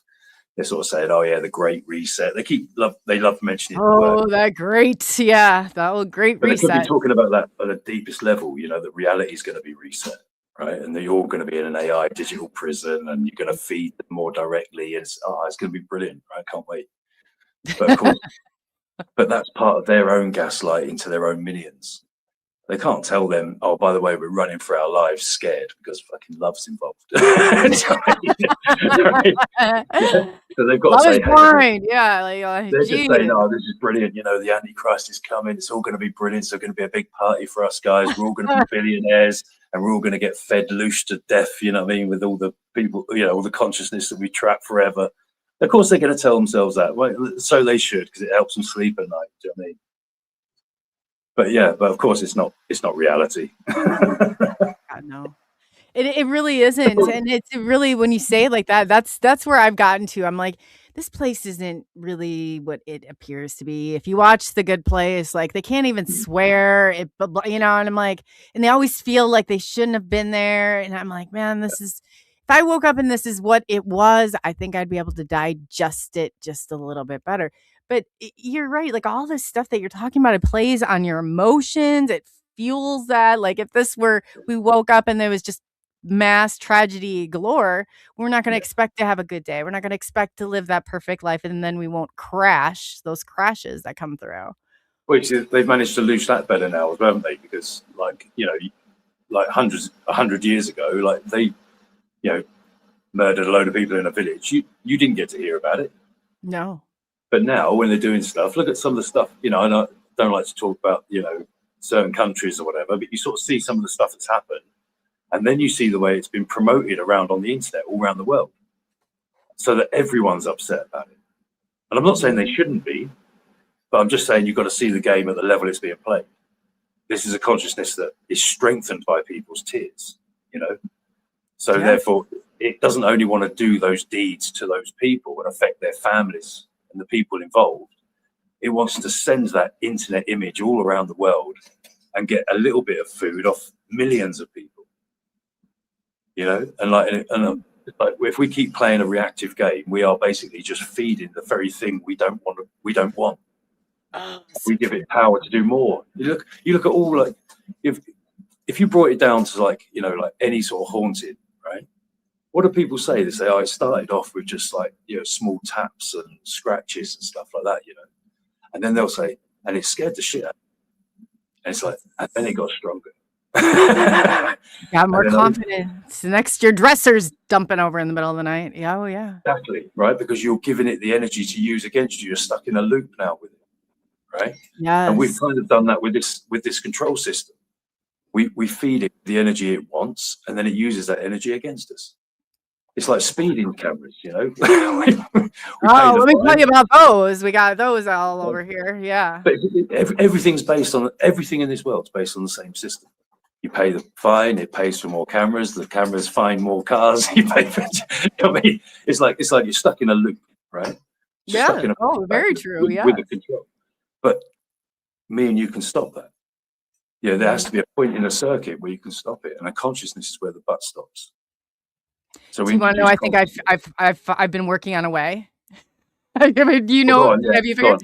Okay, so the inversion. If we're creators, and certain people on here are creators, like after we're done giving the narrative, we take the narrative and we invert it, and eventually, even though people aren't going to buy it, they're not going to believe it, but this is kind of how it works, you know. And then you start to you kind of go on, okay, well, I know you're not going to really buy into this, right? 100%, but I just think of the Martha Stewart smile, like when I was just not in the mood and I'd smile to Martha, and eventually it did. It helped and it took over. But the inversion, if we can flip it, and if the rule of that, I think that's a way we can get out. It's a good rule to live by, because this world is an inversion. So by inverting the inversion, you're kind of right. Yeah, and it's crazy because they're like, you know, you could with the data, and I was like sitting here, I'm working through this idea because I thought, man, I got to figure a way, because we've hit the point of AI. Everybody's like, God, we're past this point. We're well, okay, we hit the past the point, reset us, you know, 10 times over. We could have done it, ripped that Band-Aid off. But for some reason, it's like this torturous. And I think that if we learn maybe to rephrase this, I think that with AI out there and being a creator, we're making it weirder. We're making everything weirder, and it's going to continue to spiral that way until I think we bring it back in. But it would definitely take more than just one person. It's hard to explain how to, but the good thing is it's got nothing to do with one person. Not this time. no, You know what I God, mean? no. Yeah. Like I said to you, the people are like just the way it plays out in physical reality. It is to do with one, but it's just one consciousness. Like Bill Hicks said, you know, we are one thing experiencing itself subjectively in an infinite amount of different ways. Why is he the wisest guy? You know what I mean? Like, you know what I mean? He's exactly bang on, right? Because that is exactly the situation. So there is, like, the reason why it hasn't happened before and it won't happen after is because ultimately everything's perfect and consciousness is running the show. And like I said to you, consciousness just like said to me, like quite flippantly, like without any care, he said, "Oh yeah, but it's over now."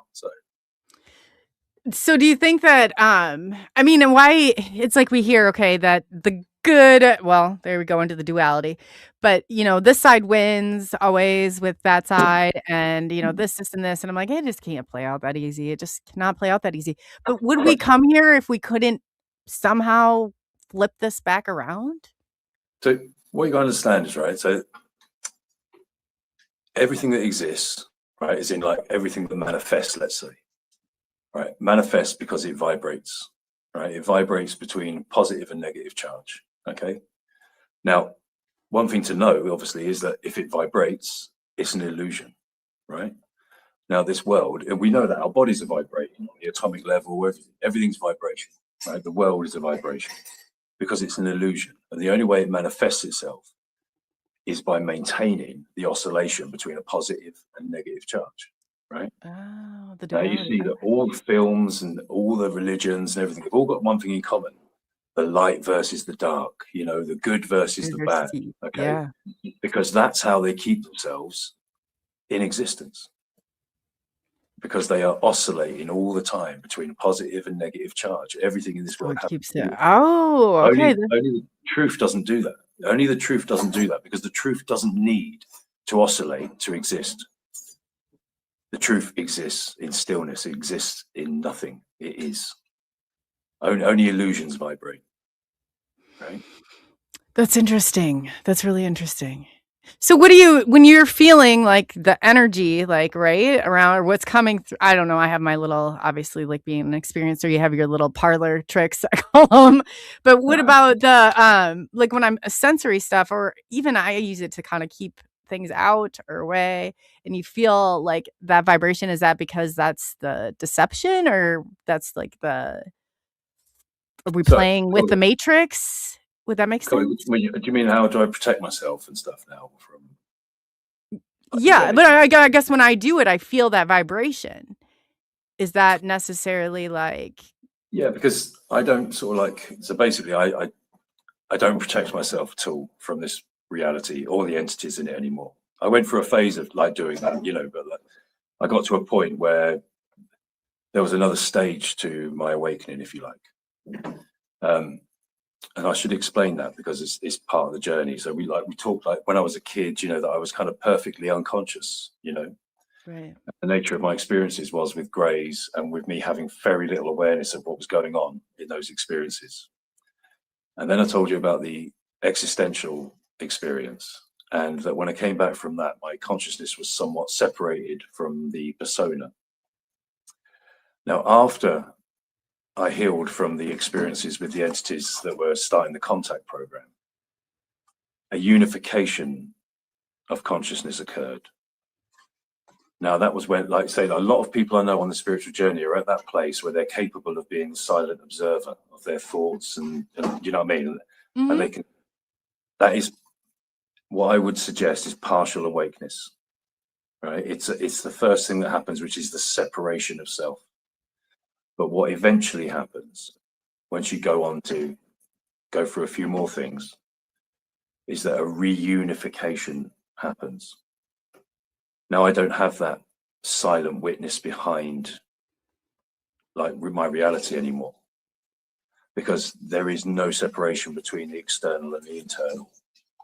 I just don't have it. I don't have a higher self. I am my higher self. Mm-hmm. And there's no entities coming to me anymore because I am them.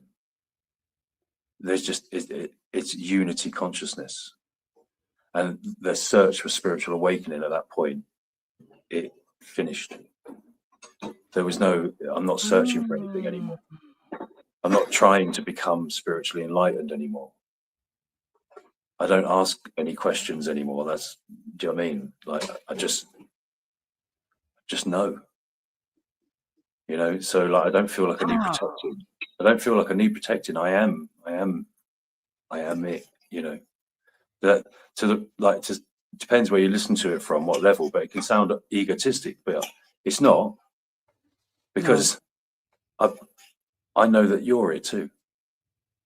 And I know that everybody listening to this is it too, whether it's, you know, the CIA or whoever, I don't care. You're it too. All right. And it is happening. It's a done deal. It is happening. Awareness is raising. You are awareness, no matter who you are, no matter where you are in the world, watching this, listening to it. You are actually awareness, and you are going to become aware of it. Right. So whether you like it or not, and you probably won't like it for a very long time. A lot of people don't like the alarm clock going off, right? You know, you've been in a nice sleep, you've been dreaming, it's comfortable, the alarm goes off. It's not nice. You're brilliant. No, this is brilliant. Yeah, your analogies are like, this is the way my brain connects. Like, this is awesome. Yeah. But it is time to get up. So the alarm clock's gone off. It's as simple as that. You know, some people are going to put it on snooze, isn't it? You've seen that. We've seen that happen. But it's going to go off again. All right. It's not, it doesn't say, oh, no worries, you put me on snooze forever. That's all right. No worries. No, it's not going to, it's going to go off again. And eventually you're going to wake up. Do you know what I mean? So it is what it is. It was fascinating. When I was a therapist, I worked with kids with severe attachment disorders, reactive attachment disorders. They were highly reactive. But when we would go in our type of therapy, we would join them in what we called, it was dyadic developmental psychotherapy. And we would literally join them where they're at, but we would remove all the emotion and everything in an inner subjective experience is what we called it. And when we go in with them, we'd give them a different response too than what they had initially, like maybe experienced the trauma through and then learned, you know, just like different coping. But we never, ever emotionally went in there with anything. Like, you know, we emotionally numb, you matched their affect. So what you're saying makes a whole lot of sense to me in a weird, strange way. But I think, you know, I make a lot of sense in a weird, strange way. Well, my weird, strange way. I'm like trying to find the words because it just like a light just went off in my head. And I'm like, okay, this is probably why the therapy maybe worked, you know, because we were with kids. And when you're reactive like that, anytime you're reactive like that, you're spiraling. I mean, you might well just be in that inverted death spin on an aircraft, you know, that's what's happening. And, you know, I guess it's just, it is a lot. You know, how do you stay? Because all of my research that I've been coming through is staying that cool, like not getting emotionally, because then my energy, and that seems to also be a way to kind of control some of this. Well, all I can say, right, is that from my experience, is that when I was on, like, if you like, the interim journey of spiritual awakening, right, I always had this thing where, you know, like you sort of tell yourself, oh, I've got to be cool all the time. You know, like if I lose my shit sort of thing, people will go, oh, he's not spiritual. Look at him. Like, he got angry about that, you know, and you sort of like start to cause like this schism inside of you because you're thinking, hang on a minute, I'm doing the meditations and I'm doing all the work here and stuff, you know what I mean? But sometimes I wake up and I feel bad, you know, like, right? And you sort of like, you're going to beat yourself up about it because you're obviously not as spiritual as that guy that I watched on YouTube the other day, because he seems all right, you know, and I'm not doing that well today. But what I found was, once the reunification of my consciousness had come back, like, I realized that awakeness wasn't about feeling good all the time, and it wasn't about like having a serene smile or sitting under a tree all day long. You know what I mean? It wasn't that at all. It was just the fact that you were one with the experience. So sometimes I have bad days. I had one yesterday. Was it yesterday? You know, like just a load of things happened, and I'm starting to identify a bad day. And you know, the kids going mad and all that kind of stuff. You know, bad day at work. You know, being abused and stuff. And I just had enough presence to sort of come in and say, "Hey, just remember the basics, man. Just do 10 deep breaths, and it will all turn around." You know. But I had to allow myself. Wow. I get what you're saying. To be one with it. It wasn't like, you know, I wasn't beating myself up about feeling bad or thinking, oh, do you know what that means? That must mean I'm not awake. I'm not doing that. I know what awake is. But I'm awake and I'm one with the experience. And that experience that day was like loads of hardship. It's like I'm not pretending that it's any other. No, but I am awake. I know who I am. Do you know what I mean? But like for a laugh, when the voice came in and said, remember the basics, Dave, just do this. So I did 10 deep breaths while suspending thought. And of course it did. It hacked the system. You know, just hacked the system and I felt loads better. You know? Oh, yeah. I did 4 in 4, like, because it starts to, what I was realizing, like with the communication, especially telepathic communication, like the noise, like in your, when somebody's trying to communicate with you, like you get this high pitched, like, but to tune it in was where I had to regulate and not let myself get, you know, like emotionally charged. Because then I'll take out, like, I had to reset the power breaker 4 times. Like, that's what happens when it's just all it is just the recognition that ultimately, like, it's okay. Yeah. You don't put the shame piece on it. You're not like, that's. You just got to bring back the point, right? That there's nothing you can do or not do that changes the truth. Right? You can't become spiritually enlightened. That's where it frustrates a lot of people. Because you are spiritually enlightened. So you're chasing something that you already are. That's the game, right? Do you know what I mean? That's why a lot of these spiritual things are on, right? Because it's part of the control system, trying to control awakening as it's happening, sending people on a spiritual journey, you know what I mean? It's like a labyrinth, right? But you see, you can't become what you already are because you're already it. Right? So it's like you just have to realize that you are already it, and that there's nothing. This world is false, as in bad things happen, bad emotions are generated. It's not on you. Do you know what I mean? You're just the awareness of it. So that you kind of need to sort of like step back from that and go, okay, yeah, it's fine. I don't need to be serene all the time, and that means I'm spiritual. And if I don't do that, then I'm somehow failing. You're not failing. Humans are flawed. Right? They're programmed to be flawed. And then what you see in like all the near-death experiences and stuff, that then what happens is as you die and get about as far as the astral realms, they've got a load of spiritually evolved masters or whatever there, or whatever religious figure you want, will come to you and go, oh, good job, but not quite good enough. If you just go back for another life, you've got a bit of karma to, you could have been a monk, and it would just say, oh, like there was that time you walked past that lady and you didn't help her out, and although you didn't know about it, she went on to have a bad day or whatever because you didn't do it. So if you just go back, you're just being gaslighted all the time. If you think about it, you come. So that's how they'll try and kick you back to this reality. Yeah, they'll always gaslight you with insecurities, see, because you're identified. Oh, that makes sense. Okay. So if you're identified with a persona, of course you will think, I've done bad things in my life. I was faulty at times. Do you know what I mean? I lied. That thing. I hurt that person's feeling. Of course you did. Everybody does. We're human. Everybody does. The human experience. Right? Yes. Right. Of course you did. Everybody does. All right. It doesn't change the fact that awareness is the only truth and everything else is an illusion. Nothing that happens here changes the truth. When most people go, if they just get to the astral realms, they'll get rebooted down here through gaslighting. They will try to tell you that you're not perfect, and that, like the Hindus have, like the wheel of samsara, where like we're all here on this wheel of samsara, and the only way you can get off is by achieving perfection. So of course, like, it's good that they've acknowledged the reality of reincarnation, but the turd in the punch bowl, like with all these yeah, right.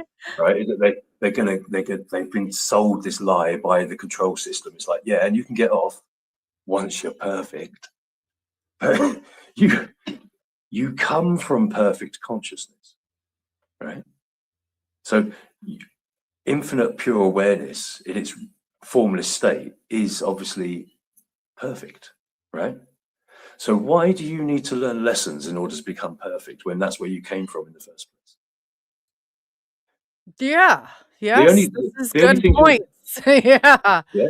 But you see, the thing is about perfect awareness or perfect formless potential consciousness is that, of course, it doesn't have to steal or lie or get by to make the rent this week or break a law. Because, do you know what I mean? Or drive a car without road tax or whatever, right? Or hurt people's feelings because the heart keeps going, oh, this way, that way, or whatever, all that kind of stuff, right? It doesn't have to do that. So when you come here and it says, oh, you see, you've got lessons to learn because of your behavior, it's total BS, absolute BS. And it's been being played on us for thousands of years. Thousands of years it's been played on us. It's like, it's time for it to be over. I'm applauding you on that one because that is so true, and I've never looked at it from that perspective, but that is Oh, so cool, true. cool. Well, because then they'll say, "Oh, it's your lineage. You're bringing on the I said, "Well, I didn't do that. I did not. I am not responsible for what somebody else did on their time here." Okay, but I guess in retrospect, what I'm saying is like, well, why are we carrying this along this burden? And I get it, like what we do and where my areas are. So I try and make sure with my son, I'm like, don't let my issues be yours. Don't do that. But you're right. Nobody comes here as like, I mean, you can go back to whatever. Nobody's coming here as like, well, I mean, I guess I'm not sure about everybody, but the majority of us are born. We didn't, necessarily like, and if we did, we don't remember, like, that in all fairness. Like, Well, that's a but big yeah. part of it, isn't it? Yeah, is the not remembering. Obviously, if we all remembered our like multiple lives and stuff, and what happened to us in between those lives, it would be game over, wouldn't it? Right? Because I assume that's why death exists in the first place. Because obviously we're infinite beings, so death is like a joke. But like it's obviously been brought into play in this game in order to keep us here. The prison has to be sophisticated. It can't just be a prison with bars, because we'd see the bars. Do you know what I mean? Yeah, and we'd be like, all right, I want to get out. That's just human nature. You know what I mean? Want to get out. But like, or consciousness is nature, if you like. It doesn't want to be entrapped, except when it has chosen to. And but anyway, right? But like, so what they've had to do in order to build the prison is it has to be like a prison where like you've got this kind of level where you think you're getting out, which is death. Mm-hmm. But actually what's happening is you're not getting outside of the prison, you're getting outside the building, you're going into the yard and you're getting turfed back into the building.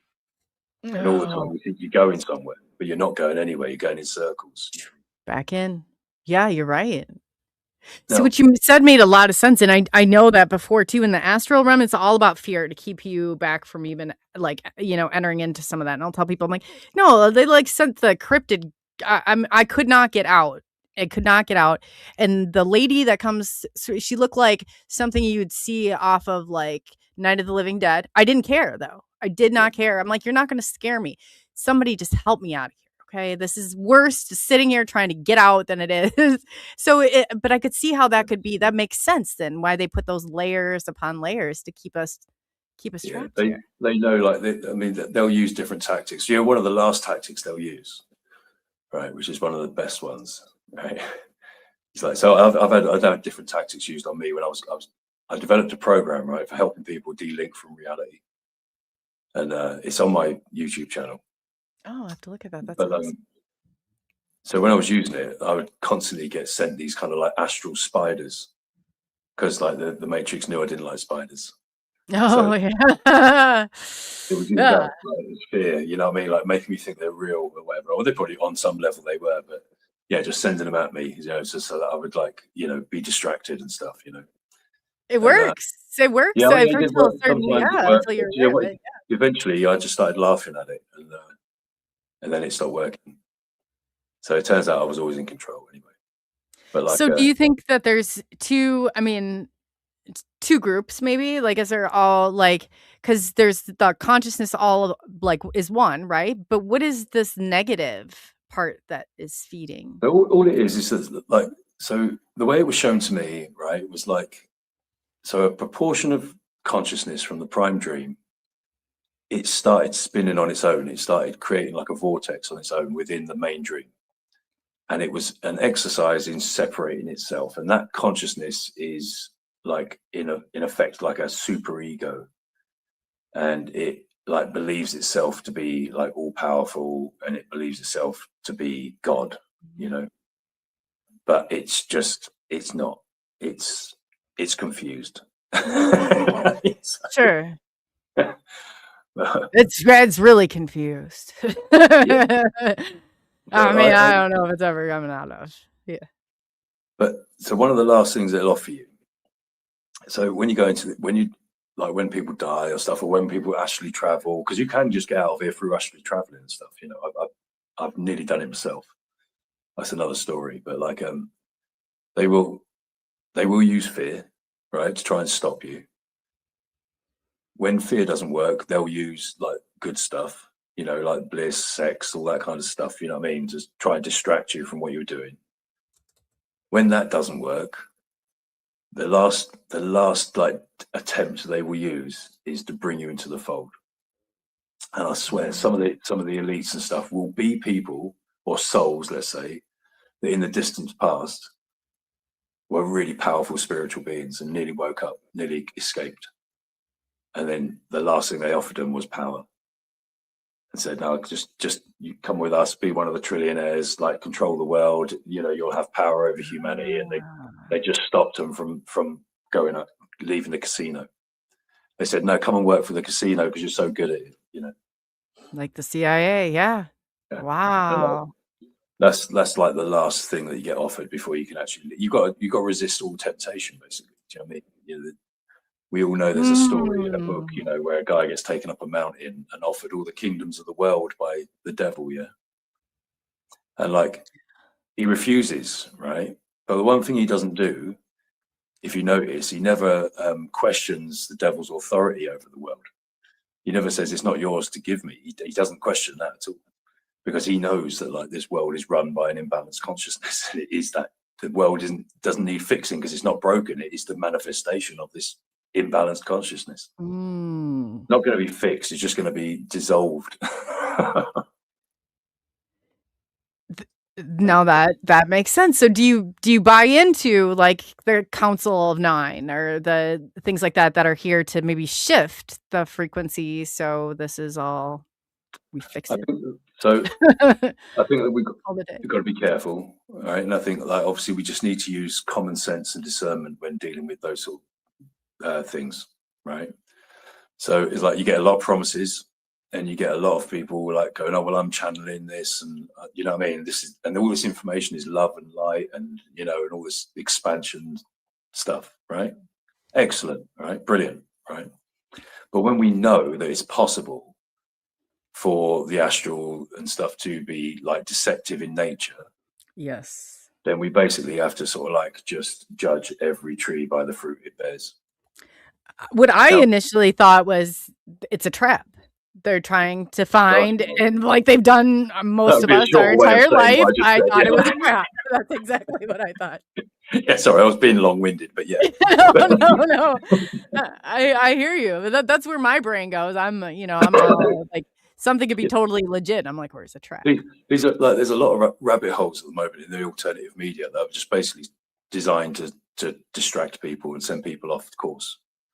So even when we're looking at the alternative media and stuff, we've got to be really discerning, you know, and like the whole thing's like, does say the whole thing's a deception. So everything, like, it's the master of deceptions. It's the magician, you know, like everything's about getting you to look over there whilst it's happening over here, or getting you to think you've got the freedom to choose any card you want when you're always going to choose the three of clubs. And everything's that all the time. Do you know what I mean? There's like, the only way you can win this game is you stop playing. That's it. You can't win in the casino. You know what I mean? Like the house wins, right?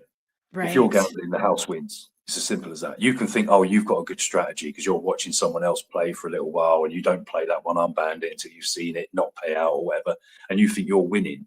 You're not winning. The house wins. right? That lucky rabbit's foot means nothing in your pocket. Yeah. You remember who you are, you get out. Yeah, no, gosh, I just had a, because that is so true. Like, even with like how we're experiencing all this, so you cut off its food source, and that's feeding it like the energy is basically what. And of course, while people are still looking for answers in the world, do you know what I mean? That they are identified with it, which means they've already lost, you know, because they're looking for the answers in the world. They think, oh, you know, I'm going to be happy if I do this, or if I go on that spiritual retreat, or I win the lottery, or whatever. It's like, no. You're totally looking in the wrong direction. You're looking in the wrong direction. The thing looking is where you need to be. It's the thing that's looking. Realize that's where your salvation is. It's not in the things you're looking at. It's the thing that's doing the looking. Do you know what I mean? It's awareness. Yeah. You're already sat on the gold, you know. It's like, you know. Oh, that makes so much sense too, because I'm like, this earthly, this only applies here. It doesn't apply outside, wherever. I'm not convinced. I'm not even a space believer. You can call me a denier, probably everything at this point. But I'm like, until we see some of this, I'm just going to assume, and I'm going to put it in this category over here because it's confusing. And when that happens, nothing good. I mean, they might understand the chaos, but in my chaos world, it's like, you know, like I tumble a little. In this like inverted world, you know, like the best way to come to gnosis is like just to keep reminding yourself that you don't know anything. You know, like you just keep looking at everything and just going, well, I don't know that's real. I don't know that for a fact. Try and find something that's true in this world. Like I know. that can't be argued at all. You know, something that is indisputably true. Try and find it. Like, it's not there, right? So people walk around going, yeah, well, I know that, and I know this. And it's like, no, you don't. You don't know anything. Right? Even if you've looked at a person and thought, oh, well, I know what kind of person they are because of the way they're dressed, look on their face or anything, you don't know anything. You're beating yourself up in your head about people and about situations, and you don't even know any of it's true. So it's like the first thing to do to head towards gnosis is to just keep reminding yourself all the time, oh yeah, but I don't need to feel bad about that because I don't even know if it's true. I don't even know. That's what I do in my head. I'm like, everything's a lie. Everything. Why? Because we don't remember every second of every day. So that's true. It's very true that we do lie to ourselves nonstop. So when it comes, that's what I tell myself. Like, it's a lie. One of the problems is as well is that, like, you know, you've heard the classic saying, and you're like, you know, it's easier to fool people than it is to convince them that they've been fooled. And it's like the trouble is, you see, is that when you bought a lie, it's like buying anything else, right? You've got something invested in it. So you've now got something invested in that car, you know, and someone sold you the idea of that car, you know, like what it would do and how glamorous it would make you or whatever, you know what I mean? So you've now got something invested in the bullshit, right? And you want, you know, you're anything that like signifies to you that things aren't quite as they seem, that car might not be as good as you were told or whatever. You're kind of going to like edit them out because you've got something invested in the lie, right? Yeah. Well, this world is exactly the same, right? So it's not easy for people to let go because they've got something invested because they bought it. Bought this world, right? And they sort of like, they've got something invested in it. Even if it's just the defensive belief system, they've got something invested in it. So it takes a lot of care, you know, to like let go. It's not as simple as me just going, hey, just let go and identify with being awareness. I can vouch for that. You know, I didn't do it in a day. I didn't do it in a year, right? But if you want it, you know, you've got to want truth, you know. You've got to want it above everything else. And then you find it. Nothing in this world can stop you. Nothing in this world can stop you like becoming the truth. You've just got to want it more than you want anything else. That's all. That's so true too. I said, you know what though? I always kicked it as my downfall. I said, you know, if there were a revelation starting tomorrow and there were a cause, even though I know and I've suffered the repercussions to degrees people shouldn't even understand.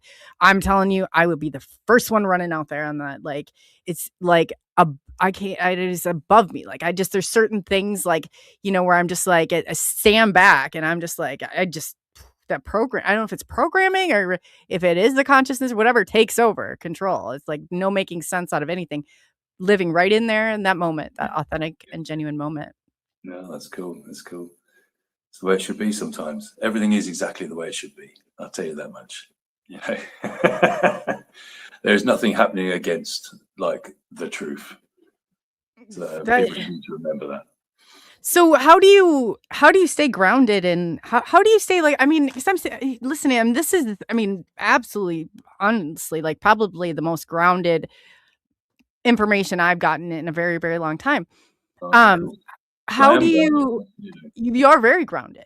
You're very grounded. I don't feel Mm, like you can be shook as easy. I'm still shakeable. Like, I didn't think at one time, but then I got shook again.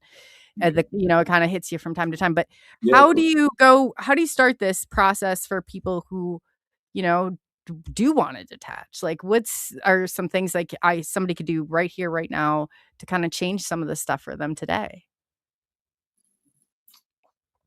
If I ask you, right, to say the word red car, if you say it for me, Red car. right?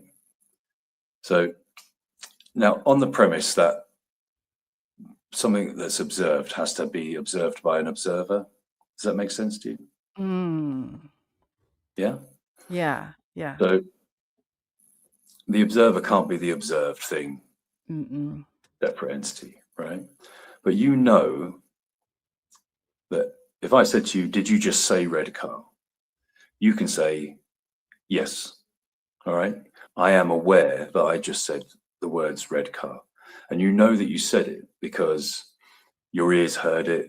You had to move your vocal cords specifically to say. It's quite amazing that you could do it. You know, Sure. you listen to the info, like the ask of me doing it for you. You heard that command. You in your brain. Everything went. The synapses went off, and it happened. Right.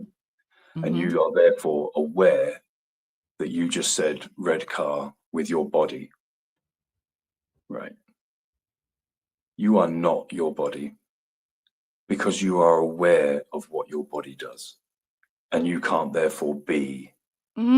Mm. Now, Coley, let's just go one step further, right?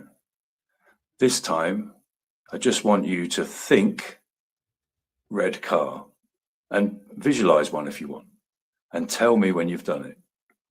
I've done it. Right. So if you're telling me that you've just done it, and you have just done it, let's say, right, you're not just like, it wouldn't matter if you were tricking or not, but let's say you have just thought about a red car, visualized a red car, Mhm. and then when you had done that, you've told me I've done it, right? Yes. Which means that you are aware of what your mind is doing, which means that you are not your mind. You are the awareness of it. And those two Oh. things can't be the same thing. They can't be the same thing, Coley, because you're aware of it. So you're aware of your body and you're aware of your mind. So what are you if you're not your body and you're not your mind, right? What are you? Your awareness. This world isn't in your mind.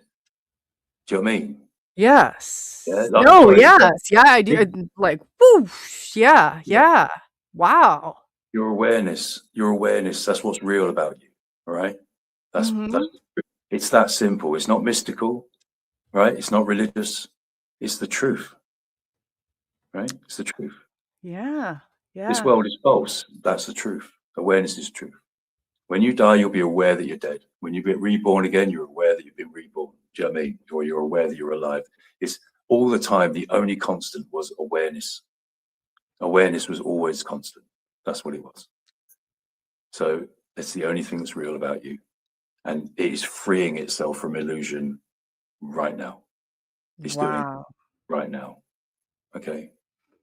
Because now's all there is, but this is when it's happening. Do you know what Yeah, I mean? no, that's the only yeah, I would say you can't trust anything but the here and now, right here, right now, before or after. It's like all just living in that moment. So, wow. Yeah. Wow. That just blew Coley, my mind. can I just ask, how much longer are we talking for? I was going to let it go as long as you. Oh, okay. It's just that because I'm feeling so ill.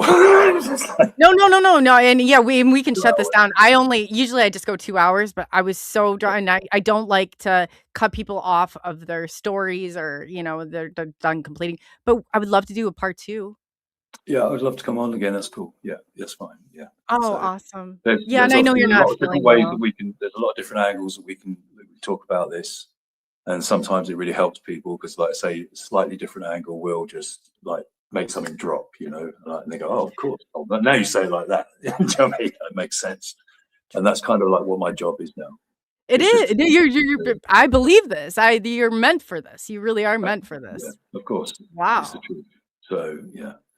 But for now, we'll have to leave it for now, and then like I say, have me back on when it's the right time. Yes, so. Absolutely. And before you go, is there something that you would like to leave the audience with?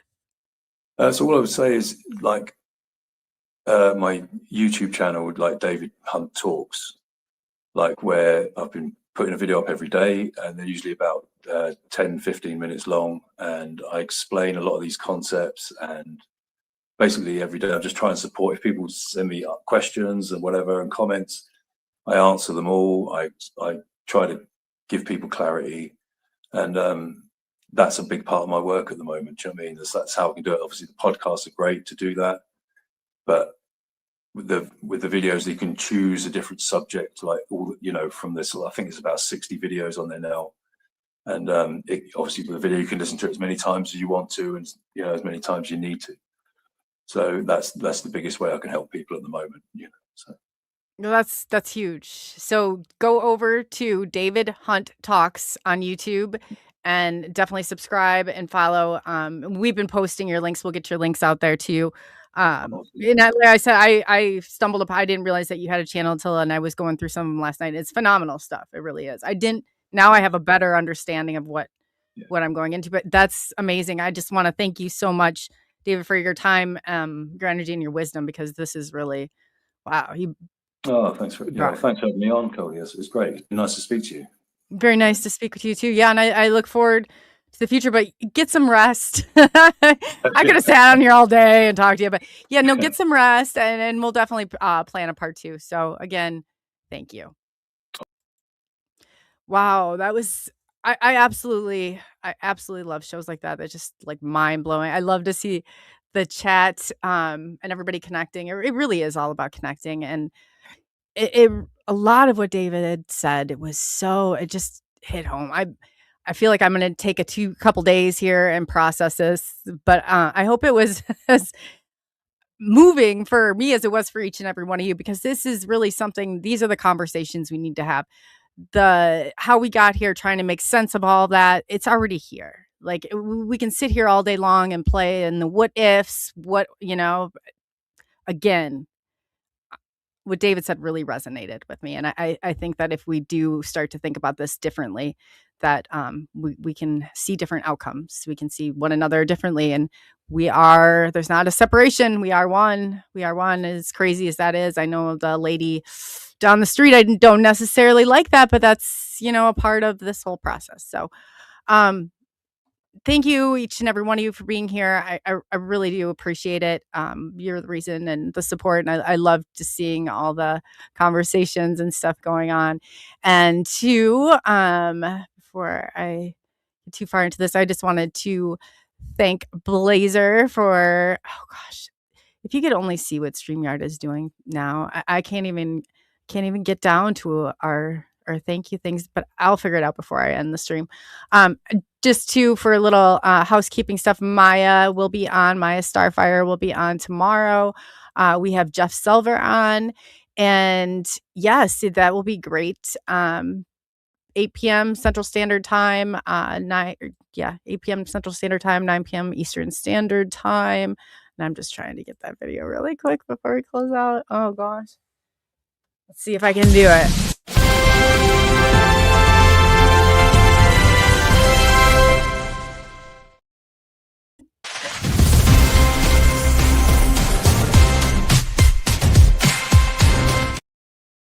I don't know what I'm doing wrong here, but apparently I'm doing some. Welcome, new.